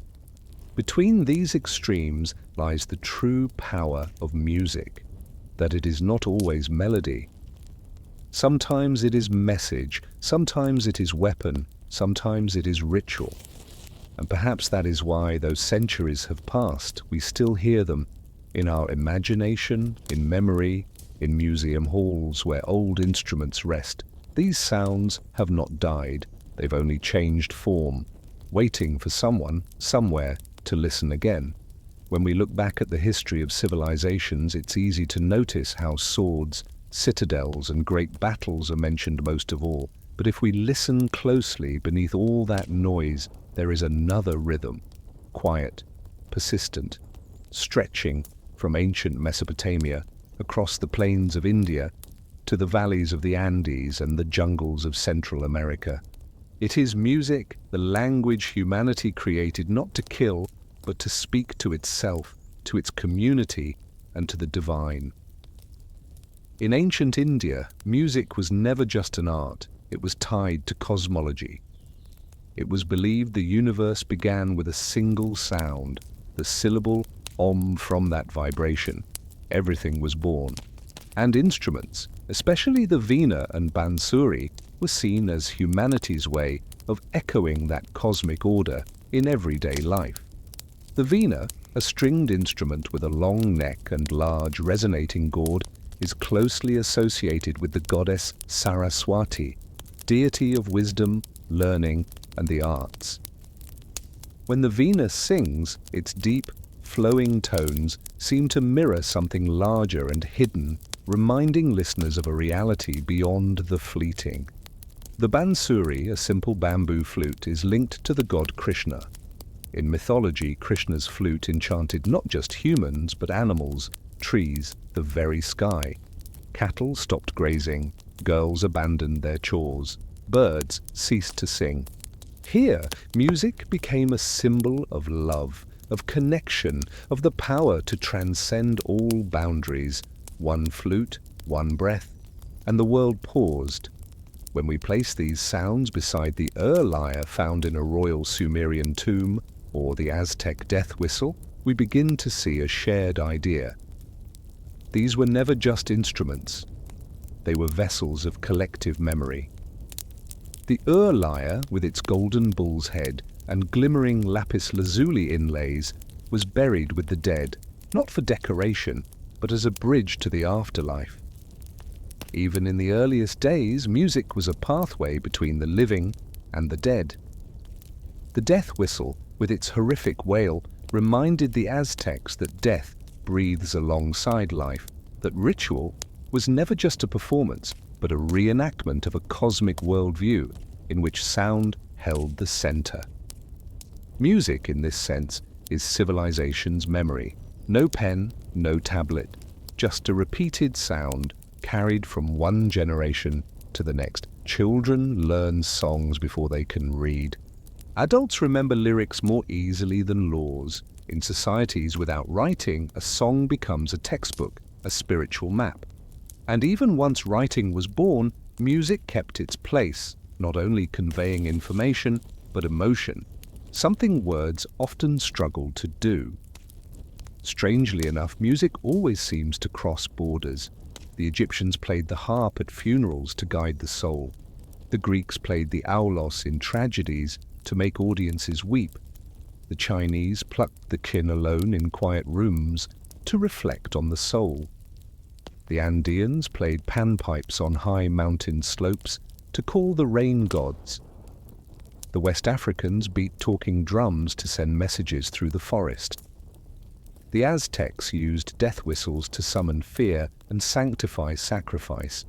Different melodies, different purposes, yet all saw music as a bridge beyond the visible. There is a deeply human comparison here. If weapons were made to divide humankind, music was made to unite it. A sword can set two peoples at odds, but a song, a melody, can bring them together to dance, to hum, to share a heartbeat. This may explain why, in humanity's darkest moments, music grows loudest, in funerals, in wars, in exile, in resistance. There is always a drum, a flute, a voice, a way to remind one another, no matter the pain, something still connects us. Today, when archaeologists uncover shattered remnants of old instruments, they don't just find objects, they find evidence of memory. The lyre, the Aztec whistle, the Chinese kin. They are all fragments of an older memory. They remind us that before we wrote history with words, we wrote it with sound. And what's remarkable is that these sounds, through reconstruction, can still be heard again, so that we might listen to the past in the present. As this journey ends, one might imagine a world where the civilizations of old sing all at once, the West African drum, the Andean flute, the silent kin, the Veena beside the Ganges. A harmony no one planned, yet one that exists, and has stretched across thousands of years. And if we listen, we may find that music, more than anything else, is the sacred language of time. It doesn't just remind us of our ancestors, it binds us to one another, even when language, belief, or borders divide us. One might say where weapons leave wounds, music leaves memories. Wounds may heal, but memories remain, sung in lullabies, echoed in dreams, whispered in slow midnight songs. And perhaps that is the deepest message.